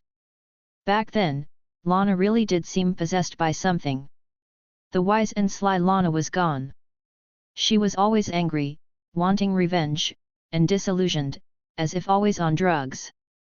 Other pirates had approached her saying they would help, but in reality, they were only looking to steal from her. Bentik and his subordinates couldn't hold back. It was obvious that the remaining forces would be destroyed at the rate she was going, but Lana couldn't get herself together. That was why Bentik had caused the coup. He destroyed the Quartz Palace. And he killed his own lover. Poseidon had wanted to steal some of Sito's holy power in that process, but still, it was completely Bentik who had wanted it. With that, Bentik took control of the Blue Rose and brought the other pirates under him. It was the creation of a new large clan, Triton. Honor is made from victory. If the victories continue, people will gather like moths drawn to a flame, and they'll even give money that they don't have. Wasn't Triton made like that? The 8 large clans were also created like that, so we can't lose until we reach that level. Jin Rang realized what Bentik was saying then. Jin Rang had only been worried about the continued damage. However, Bentik was different. The damage they were receiving wasn't important. If they were victorious in the end, it was fine. No, it would be an even greater accomplishment. Bentik had used his subordinates as bait. It was to confirm the Hoarder's power. He had already gathered information, but he wanted to check with his own eyes. Also, that meant Bentik acknowledged Yeon-woo. Brrr. Jinrang trembled. He always felt this, but his master was violent, cruel, and cold-blooded at times. He thought of the nickname of Bentik. Ruler. The ruler King Bentik. There was no one who could stand against the ruler of the sea. Bring the spear. Bentik stretched out his hand. Then, 5 of his maids kneeled and politely offered up his spear. Their hands were shaking because of the weight. Triana. The holy artifact of Poseidon that had the ability to cause tsunamis, earthquakes, and storms. It was a greater holy artifact than what Yeon-woo saw in the Olympus treasury. Thump. Bentik slowly stood up with Triane in his land, bringing it down on the deck. Just then, he could see Yeon-woo flying towards him with his wings of fire. It was clear he was approaching them after reading Bentik's energy. Black fire tailed behind him. Bentik accepted Yeon-woo's challenge in high spirits. He raised Triana with a laugh. Come, storm. Just then, dark clouds began to crowd above. Lightning flashed between the clouds, and the river of souls tossed violently. Kwa kwa kwang. Krrrr. Authority. With Poseidon's holy power, tsunamis that were tens of meters tall swarmed Yeon-woo. The storm whirled, and tens of bolts came down from above. Chapter 278 Triton, 3. When Yeon-woo had taken care of about 40% of all of Triton, he could feel Bentik's energy. It was on a large ship that was away from the rest of the other boats like a lone island. As soon as Yeon-woo felt it, he headed in the direction of the ship, moving away from the ship he had been hunting. It didn't matter how many small fry he dealt with, if the leader wasn't caught, none if it mattered. Before Poseidon attempted something else, he was going to get Bentik. Pat. He advanced using wind path and blink. Whirlwinds spun around him as he moved at a rapid pace. Just one.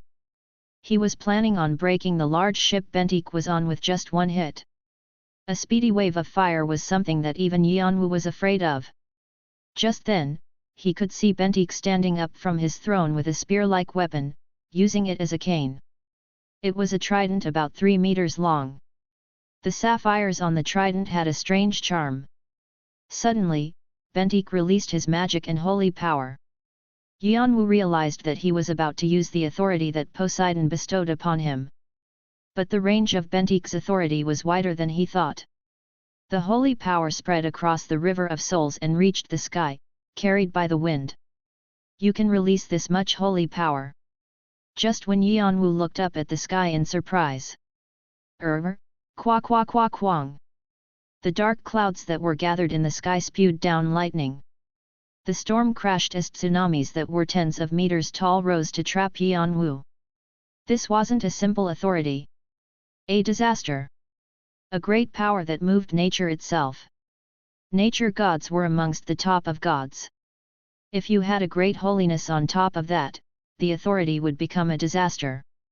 It was clear that Poseidon was using Bentik to absorb Yeon-woo in the river of souls.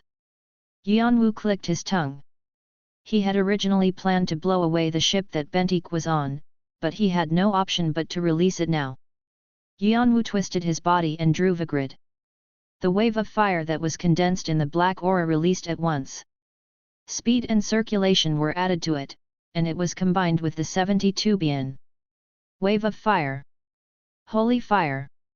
72 Bien Pak, Ryol. Krrrrrng. The uncontrolled wave of fire was horrifyingly destructive.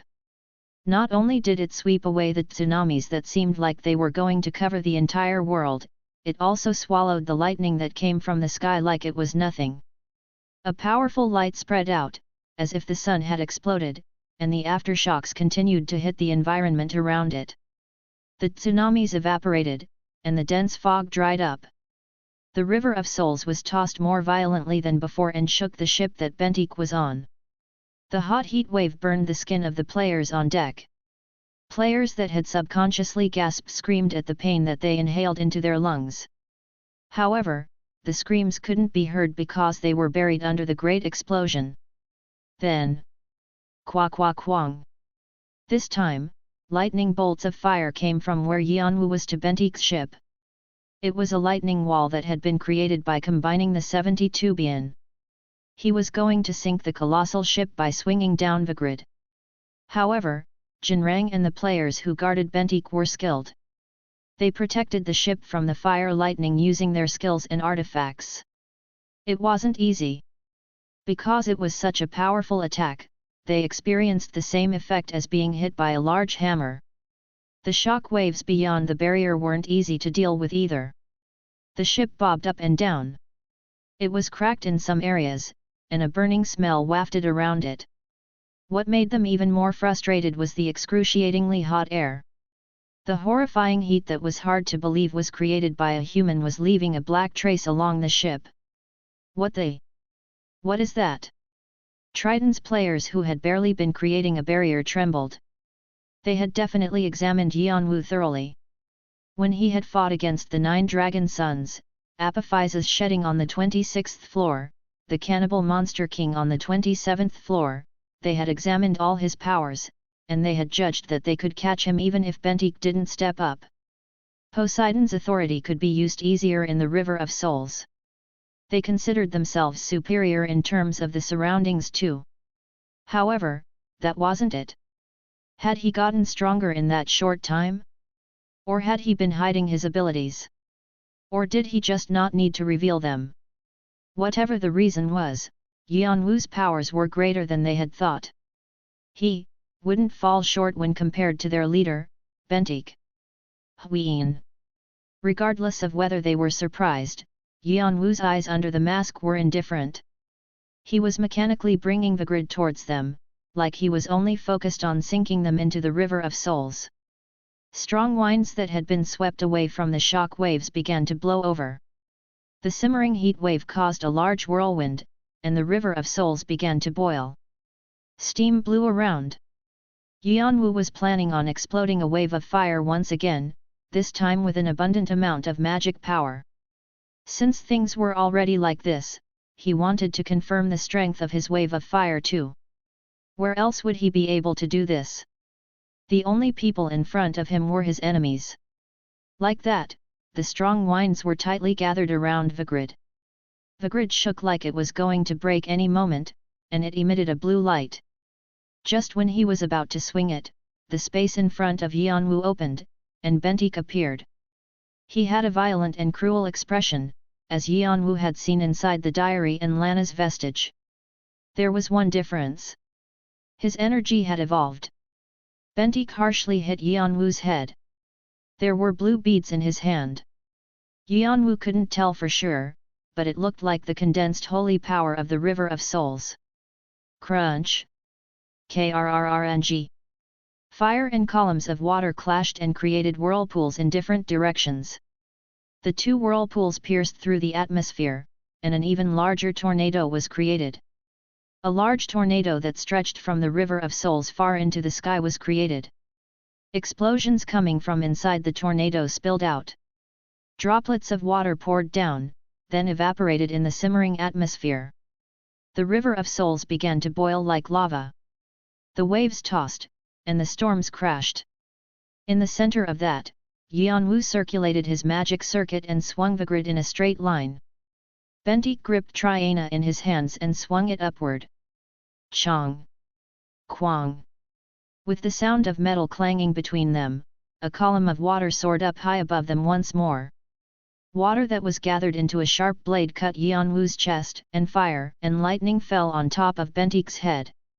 This time, both of them suffered quite a bit of damage. As if they had both promised each other beforehand, they didn't clash again and moved far apart instead. Kahal. I never would have imagined such a person would still be on the lower floors. How surprising! The world of the tower is really fun. Very. Standing above the water, Bentik touched the deep burn on this body with his left hand. A red spark was left behind, and his flesh was still being destroyed, but he felt overjoyed. Bentik hadn't planned on coming. He was busy focusing on Triton with all kinds of new clans growing. The rest of the 4 new emerging clans that had risen with Triton, especially the Fantasy Regiment, were growing bigger by the second, so his hands were full. Even if the god he served, Poseidon, rushed him, he didn't do things if he didn't want to. Bentik was someone who would laugh if Poseidon threatened to get rid of his apostle position. The only reason why he had become Poseidon's apostle was because he thought that he would receive a powerful and comfortable strength to use. He was confident in the powers that he already had, so he thought he could just serve another god instead. There were quite a lot of gods and demons who wanted Bentik as their apostle. Also, Poseidon was inwardly satisfied with Bentik's confidence, so he didn't particularly take action. However, it was different this time. Poseidon had strongly suggested that he do his duty as an apostle this time. He had given it the title of a necessary quest. Poseidon had never urged Bentik this forcefully before, so he had to follow his orders. On one hand, the reports that his subordinates had brought were amusing as well. A rookie causing commotion in the lower floors. He was setting new records in each of the halls of fame, and he was tied with Alforoni's previously untouchable score on the 21st floor. Of course he would be interested. More than anything, Bentik was curious who had made Poseidon this aggravated. If it was someone to make Poseidon, an arrogant being who didn't even look at the lower floors, furious, he thought it wouldn't do him any harm to check. But it seemed like it would be even more fun than he thought. The pain that made his spear shiver. There weren't many people who could reflect the spear of the ruler. It was something that not anyone could do. Bentik looked Yeon-woo up and down. A black mask and clothes. And the wings of fire on his back. He thought that the hoarder looked quite unique. Just then, Bentik saw the necklace on Yeon-woo's neck. He hadn't recognized it because of the black fire around it, but it was definitely similar to Bentik's. Where did you get that item? Did you go to the Quartz Palace? It was an item that reminded him of the dead Heaven Wing. Lana had held onto it until her end, so it was an unpleasant memory for him. To Bentik, Heaven Wing was a ghost who had pushed Lana into a corner and caused the Blue Rose's collapse. He might have had good memories from when he was alive, but he didn't have any good feelings for him after he died. But Yeon-woo just touched the necklace with his left hand and didn't say anything. Bentik could feel the many gazes on him, but he ignored them. He especially ignored the gazes filled with enmity. Poseidon wants to punish you. Poseidon is watching you. Poseidon reveals an intense murderous intent. Hermes is cheering you on. Athena gives you a blessing. Athena hopes for your victory. Athena is glaring at Poseidon with a flat look. The godly society, Olympus, becomes silent from the tensions between Poseidon and Athena. Many godly and demonic societies are watching Olympus. Thinking about it now, Poseidon and Athena have never had a good relationship, even though they're family. Athena looked nicely upon Yeon-woo. On the other hand, Poseidon held a murderous intent. Like in the legends, they were standing against each other here. Read lat.st chapters at nov.lbin.com only. Yeon-woo could feel the holy power being delivered through the channel of authorities. Agar's aside, from Azrael to Athena, there were a lot of beings interested in him. He felt unpleasant because they were only playthings for the gods and demons. Yeon-woo spoke to Bentik. I hope you're different from Apophyse's shedding and the cannibal monster king. What? Bentik frowned at Yeon-woo's strange answer to his question and widened his eyes, feeling the air around Yeon-woo suddenly change. Dragon body awakening. The third spirit. Hyoungshin Axel. Goddess's stigmata. Crunch. Dragon scales grew on Yeon-woo's skin until right below his eyes, and the spirit familiars that he had sent out came into his body. The Philosopher's Stone began to emit magic power. Demonism slowly spread in his body as his magic circuit spun, and with the holy power from the goddess of war. Walk. Yeon-woo swung the grid with the power of the draconic species, gods and demons, 3 superior species. With a flash, the air cracked apart, and black aura pierced Bentik. Tien, just a heads up, the 5 chapters that are left in the cycle will all be released at the beginning of the next cycle. I will be translating them on a plane, and maybe I'll even sneak in a little bonus chapter or 2, haha. Chapter 279 Triton, 4. Kwang. Hub. Bentik subconsciously raised Triana. When he did, he found Vigrid at his neck. Yeon-woo was right in front of him. He felt shivers down his back. When had he gotten so close? Bentik was even more bewildered because he hadn't felt anything. As I thought. A smile grew on his face. This will be fun. Bentik looked at Yeon-woo with beast-like eyes. The mask in front of him looked like a demon, but it fit with Yeon-woo's overall combative atmosphere. You're like me. Bentik was able to know as soon as he met Yeon-woo's eyes. The guy in front of him was also a beast. Everything about them was the same. He was brutal and violent, and even though he looked apathetic on the outside, that wasn't how he truly felt. There was a beast hidden inside of him that had to rip everything apart. The eyes under the mask expressed that. Maybe. Yeon-woo didn't deny Bentik's words. On the 16th floor, Derd had said he was a monster. A beast that couldn't be tamed. She had said that it was just hidden on the outside, but in reality, he was more vicious than anyone else. She also said that he couldn't have anyone else in front of him, and he had to cruelly punish those who took what was his. That acting like he was solitary, sad, and regretful was only a psychological defense because he didn't want to acknowledge the beast inside of him. Additionally, she had told him if he released the beast inside the cage, he would be able to feel freedom that he hadn't felt before and take everything he wanted. However, Yeon-woo denied it. He didn't want to be manipulated by Erd, and he didn't want to become an embarrassment as Jeong-woo's brother. But looking back at it now, he knew that she wasn't wrong.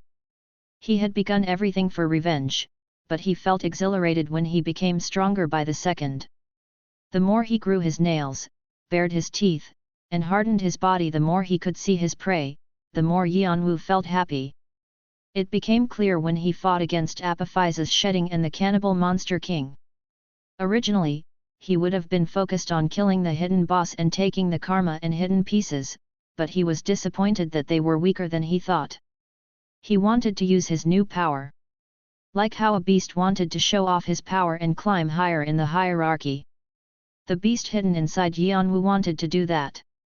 As the cage slowly opened, the beast was getting ready to come outside. Yeon-woo decided not to deny this anymore. A beast? So what if he had one inside him?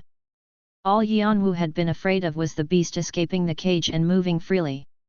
However, if he could have a proper leash on it, there was no need to deny it. Kigigigigi. Yeon-woo pushed Vigrid even closer. The black aura flamed up, exuding a sweltering heat wave. Yeah. Then it'll be more fun. The necklace around your neck, sure. It'll be more comfortable to think about that after I get you. Right. Bentik reflected the heat wave with an ice wave. He pulled Triana below him to push Vigrid away, and he stuck the edge of his spear into Yeon-woo. Shik. Like a series of consecutive bonds, Triana aimed at Yeon-woo's chest and head. The river of souls below his feet exploded from the water pressure. Pupung. Yeon-woo met the attack head-on. He hit, pierced, and split. The sound of the weapons clashing against each other couldn't be heard over the explosion. He's not opening easily. Yeon-woo continued to spew his attacks out. With the ability to control consciousness, he was an expert, and his 8 extreme swords were showing an improvement. He thought that unless you were of a warrior level within the One-Horned tribe, you wouldn't be able to stop this easily. Normal players couldn't be compared to this. However, Bentik blocked Yeon-woo's attacks well. No, rather, he even reflected them, even pushing back. It meant that his martial arts abilities didn't fall short of Yeon-woo's. Kwang. Time difference. In the slowed-down world, Yeon-woo looked for his focal points. The flaws pointed to two different areas. Bentik's Achilles tendon of his left ankle and his right waist. Wind path. When he activated his draconic eyes, he could see different paths from where the Achilles tendon and his right waist were connected. Yeon-woo stepped on the path that led to his right waist. Following the direction of the wind, he swung Vigrid. When Vigrid's options were added on top of this. Sword purification. Hero unyielding. Yeon-woo's combative power increased as Vigrid recognized Bentik as an enemy. It was a calculative attack that happened in an instant. Yeon-woo knew that this attack would leave a deep injury in Bentik's waist and chest. However, Kwang. Triana was blocking Bentik's waist. A large tsunami smacked Yeon-woo's chest. Cub. Yeon-woo couldn't breathe, like his heart had been beat with a hammer. Bentik slid down the surface of the water, and wind blew around his spear as he thrust it forward. Bentik's signature skill from before he became Poseidon's apostle exploded. It was a skill that blew aura around, and it was known to be tricky to deal with because it could attack from both close and far range. With Poseidon's authority on top of it with the River of Souls, it was powerful enough to create a hole inside a rock. There were tens of those vortexes. They looked like long thorns, coming down like rain. Yeon-woo stopped all the vortexes, spreading his aura apart. It was a skill called Sword Block in the One-Horned tribe. Kwa kwa kwang. The fancy explosion made the air chaotic, and below, Bentik had reached right in front of Yeon-woo. He smiled brutally like a beast that had found prey, running away, and swung Triana around him. The sapphires on the spear shined. The authority covered Yeon-woo. Yeon-woo clenched his teeth, thinking that it would be really dangerous if this kept up. Fluttering his wings of fire and dragon wings, he caught his balance in the air, and he brought his left hand down on the ground. Boom! A deep ripple spread out along the surface. Sito's holy artifact, the sea water charm, flashed. A great amount of the holy power inside the artifact was used. Suddenly, tens of sea king monsters jumped out and swallowed Bentik. These annoying things! Bentik crumpled his face at the large shadows that came at him and pulled the territory of the storm to him. A tornado spouted up with Bentik at the center. The Sea King monsters that had been after him were swept away, like a banana in a mixer. Flesh without any form was blown away. The River of Souls turned red. When the tornado settled down, Yeon-woo suddenly appeared from behind Bentik. Bentik tried to move away, but Vigrid pierced through his right chest. Pug! Ha! Ha ha! Bentik's face crumpled. However, it wasn't a face of anger, glee, joy. It was a face that showed his entire body was pumping with adrenaline. Yet, this is it. A fight like this. I needed this. Didn't you need it too? Yeon-woo momentarily forgot he was wearing a mask and almost touched his face. Was he smiling right now? Or was he expressionless like always? He wanted to see a mirror. Your eyes are smiling. I'm curious about your face beyond that mask. However, he could check that anytime. He didn't want to lose an opportunity like this. Yeon-woo held Vigrid in his left hand and pushed it in even deeper. I'll take your mask off. Just then, the jewels on Triana began to change color. A navy blue hue was spreading inside of the clear transparent jewels. Once again, holy power was released. Bentik didn't care about Vigrid inside his body, rather, he pushed himself forward. Then, he extended his left hand to take off Yeon-woo's mask. A maniacal laughter rang out. Kwang! Yeon-woo and Bentik both fell together. As the surface of the water split, both of them reached the bottom of the sea.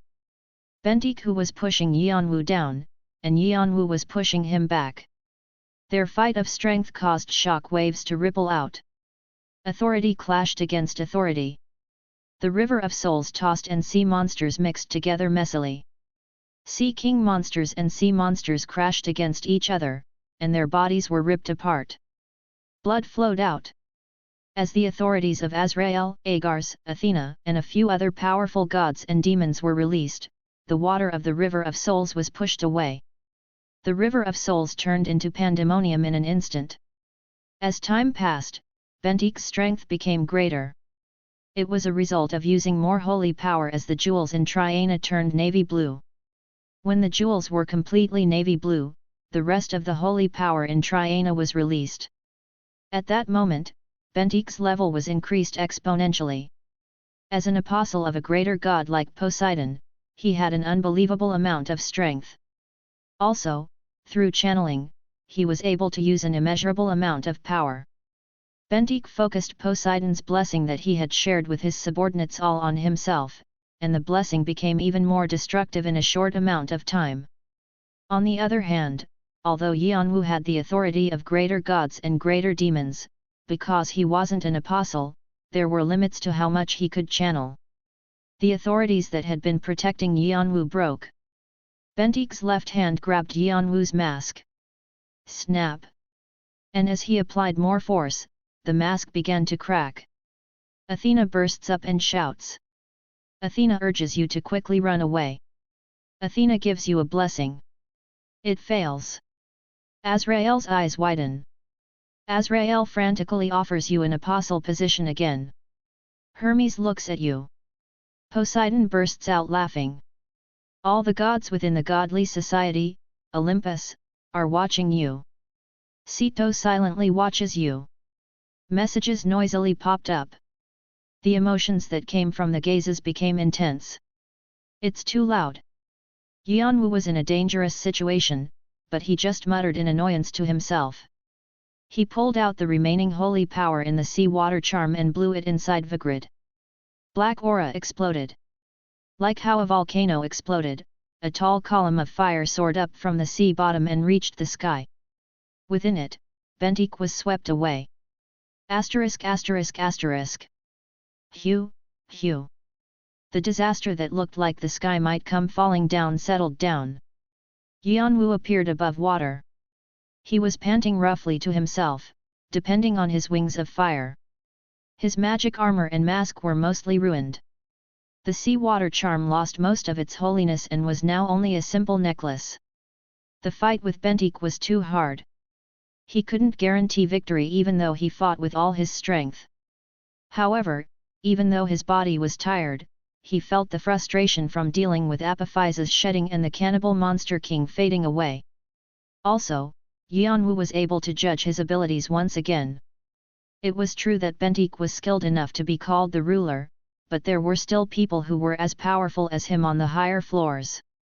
He had met many rankers and high rankers in countless battles, but above, there were players who didn't care about the lower floors. Bentik was nothing more than one of those players. That was why Yeon-woo was grateful. As great as his potential had become, he felt motivated to become stronger again. He looked in front of him with still eyes. While his mask and magic armor was being restored, something strange was happening in front of him. Above the boiling river of souls, the steam took on the form of a human. Bones were created, and muscles and flesh stuck together to become Bentik. He was smiling brutally, holding the now black Triana. Yeon-woo frowned looking at him. Monster! Kahalhal! The pot's calling the kettle black.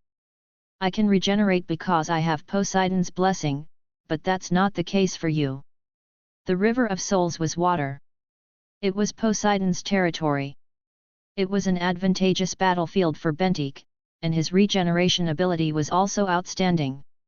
However, he also looked exhausted. The aura he gave off was definitely lacking from before. The dark Triana proved it. We weren't able to have a victor, and I still haven't heard about the necklace you have around your neck. Or who you are. Shouldn't we continue? Poseidon aimed the end of Triana at Yeon-woo again. Yeon-woo lifted Vigrid as well. But he didn't have as much strength as before. The Philosopher's Stone was overheating itself, putting more firepower in him, but it couldn't chase away his mental exhaustion. Still, Yeon-woo felt a strange emotion. Joy. Because his body was tired, his instinct as a beast was waking up. It moved the cage that had been trapping it aside and slowly tried to step out. Yeon-woo might have been smiling. His enemy didn't disappear, and he was able to fight again. You lost your holy artifact. With Poseidon's curse, your authorities have been weakened. The same goes for me. All the holy power has been used, and my body is too messed up to accept Poseidon's blessing. Bentik seemed to replicate his feelings. Without any help from the outside, we can fight each other with the power that we actually have. Wouldn't that be fun? Yeon-woo just nodded silently. Bentik looked flabbergasted. You're such a quiet fellow. Well, I suppose it's better than a chatterbox. Just before the two ran at each other like they had planned it beforehand. What's this? Bentik stopped. Triana shook in his hand. It should have been no different from a normal spear now that all the holy power was gone. He frowned at the strange phenomenon he had never seen before. Then, Check-esh. Triana crumbled like a sandcastle being swept away by a wave, and the fine particles moved through Bentik's fingers towards Yeon-woo. While Bentik and Yeon-woo were both looking at it with widened eyes. Urg. Suddenly, the black bracelet on Yeon-woo's right wrist, the bracelet of the Black King, vibrated. Like iron powder following magnets, Triana's fine particles whirled around the Black King's bracelet and wrapped around his left ankle. Crack, crack. Clunk, clunk. It became a black chain that was as dark as the night sky.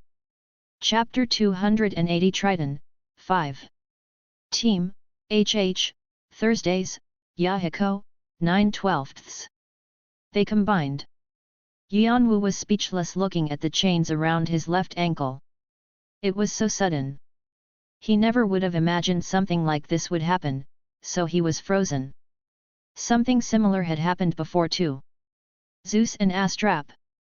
He felt hollow seeing the holy artifacts he barely earned being destroyed in front of him, but after learning how to use the black bracelet, he realized that it wasn't an item that fell short of Astrap. And now, the same thing was happening. Maybe he could understand it if it was a holy artifact that could absorb the traits of others, but that wasn't it. It just ate up other holy artifacts. Zeus and Poseidon were famous brother gods. Then how were they related to the owner of the black bracelet? The Black King. Just who is he? Grief of the Black King. Category, Sabaton. Rank. Summary. This artifact is unique. There is only one that exists in the entire tower, and it is completely bound to its owner. It cannot be shared or traded with anyone else. Currently, you cannot see anything about it. Only after you have certain qualifications can you see it. He couldn't see the traits of the artifact. All he could see was the name Grief. Yeon-woo felt disbelief while checking the artifact. It wasn't just Yeon-woo. The 98th floor was also surprised. Athena covers her mouth. She is surprised at the sudden change of events. Hermes has a mysterious smile. Azrael nods with his arms crossed. He bursts out laughing. Azrael sends you a message. The godly society Olympus is shocked. The gods of Olympus are in a confused state. The gods of Olympus look towards Hermes. Hermes treats them indifferently. The godly society Asgard keeps their silence. The godly society Malak observes you. The godly society Chansex sighs. They begin to read the heavens, saying that something is approaching. The demonic society El Infernal is gleeful. The demonic society G-Sect smirks at Olympus. Tien, Jeoljo is changed to G-Sect. We finally figured out what it means. Poseidon screams. Poseidon bursts up from his throne and shouts something. He screams in protest against Hermes and Athena. Hermes ignores him. Athena snorts. Poseidon decides something. Poseidon calls the gods under him, and they discuss something. Poseidon glares at you furiously. He is preparing a response to this. Messages continued to fill Yeon-woo's vision. Amongst those, there was something he hadn't seen before. There are 3 messages that have been delivered to you. Would you like to read them? Messages. They were messages that Hermes, Azrael, and Agars had sent. Beings were penalized heavily if they sent messages to players that weren't apostles. It could affect the player. To pay for the principle of causality, they had to use a significant amount of holy power and demonic energy. But still, the reason why they had sent him messages frantically probably meant that this event was shocking to them as well. The messages popped open. Hermes's message, "It's nothing, so you don't have to be concerned about it." Azrael's message, "So it's you. You're that beings." Agars's message, "Accept me." Me. Hermes was cheering him on like always, and Agars was frantic about something, affected by what had just happened. However, Azrael's message was a bit strange. That being. Is he talking about the Black King? Did Azrael know something? His reaction was a bit suspicious. Yeon-woo also wanted to send Azrael a message to tell him anything he knew. His curiosity about the Black King was the greatest. However, with this, he could know something about the secret of the Black King. The Black King wasn't an old hero or player. He had at least been a holy being. For example, like the Monkey King. The Black King's despair and grief. It wasn't bad for Yeon-woo. Rather, he was happy. On the other hand, Bentik's reaction was completely different. What? He wasn't affected by most things, but his shock must have been so great that his fingers were shaking. He looked up at the sky with bloodshot eyes. His face was crumpled. He shouted with rage. "Shut up, sir! How is it my fault that this happened? You're a god, and you couldn't even predict this. Blame your damned foresight. Or go to Apollo since he wasn't able to warn you about this." He must have been quite angry because his voice rang out loudly. Who was he shouting at? The sky trembled for a moment as if angered by what Bentik said, but Bentik just snorted and looked back down. His fingers twitched and he returned to his normal self. When he stretched out his hand, the river water floated up and became a spear. I showed a bad side of myself because of my ill-tempered god. Let's start again. So had he been shouting at Poseidon? The more Yeon-woo looked at him, the more he felt that Bentik wasn't normal. An apostle who expressed anger at his god. It was even stranger that Poseidon didn't take any action against his apostle for doing this. However, Bentik didn't seem affected. He looked like he was trying to focus on the fight. All right. Then let's begin again. It's a bit annoying because the mood is ruined, but it'll come back once we cross swords once or twice. Bentik smiled, holding out the spear he made from the River of Souls. For a moment, Yeon-woo looked at him strangely. Bentik tilted his head, as if asking why Yeon-woo was looking at him like that, then smirked, reading Yeon-woo's eyes. Why? Am I a little weird? More than a little. Kahalhalhal. I suppose I'm pretty strange. Bentik roared in laughter. Then, he continued speaking. Speaking against the god I serve, being calm even after losing a holy artifact. I probably would have thought that my opponent was a bit weird in the head too. But... Bentik smirked. So what? He had a cold smile. Just because you have the same attitude as others, does something change? I'm also curious about a lot of things. No, I have so many things I want to ask. What the identity of that necklace is, what that chain that used to be my holy artifact is. However, those things, I can know those things if I catch you. The most important thing to me right now is the fight between you and me. Bentik smiled with his teeth bared. His eyes flashed like a beast's. Isn't that the same for you? Yeon-woo looked down at his hand. The grid was still trembling. He was also not in the mood for it because of the sudden change of events, but his body was still fired up. Like what Bentik said, those things weren't important. Fighting and beating that guy was most important. He thrust Vigrid forward. The basics of the 8 extreme swords were ready. The beast outside of the cage roared. Quang! The two threw themselves at each other again. The waves tossed roughly. Asterisk asterisk asterisk. There was one thing that Yeon-woo thought of when he saw Bentik. A question mark. He didn't know what kind of person Bentik was. He was an enemy who killed his brother's teacher, but other than that, there was nothing bad about keeping him close. He knew how to stand against his god, and he seemed to have been quick to make decisions. However, because he was cruel and brutal, Yeon-woo didn't want to keep him close. Yeon-woo didn't really like people like that. They raised chaos when they were on the same team as you. Still, Yeon-woo liked Bentik. There wasn't a particular reason. He's amusing. It was because he was showing Yeon-woo the amusement of fighting. Shi-shi-chong. Yeon-woo and Bentik attacked each other. As the sword and spear clashed against each other, a metallic sound rang out. There was also the occasional sound of metal digging into skin. Pew-pew-puck. As the injuries of both people grew, the river water turned red, but neither of them cared. The spear passed Yeon-woo's stomach. His body stiffened at the pain of his spine and internal organs being cut, but he pressed himself deeper into it. Crunch! Demonic magic. Regeneration. Yeon-woo depended on these two skills over everything else. He used the demon's blessing to create demonic energy inside of his cells and regenerated himself. You have received a message from Agars.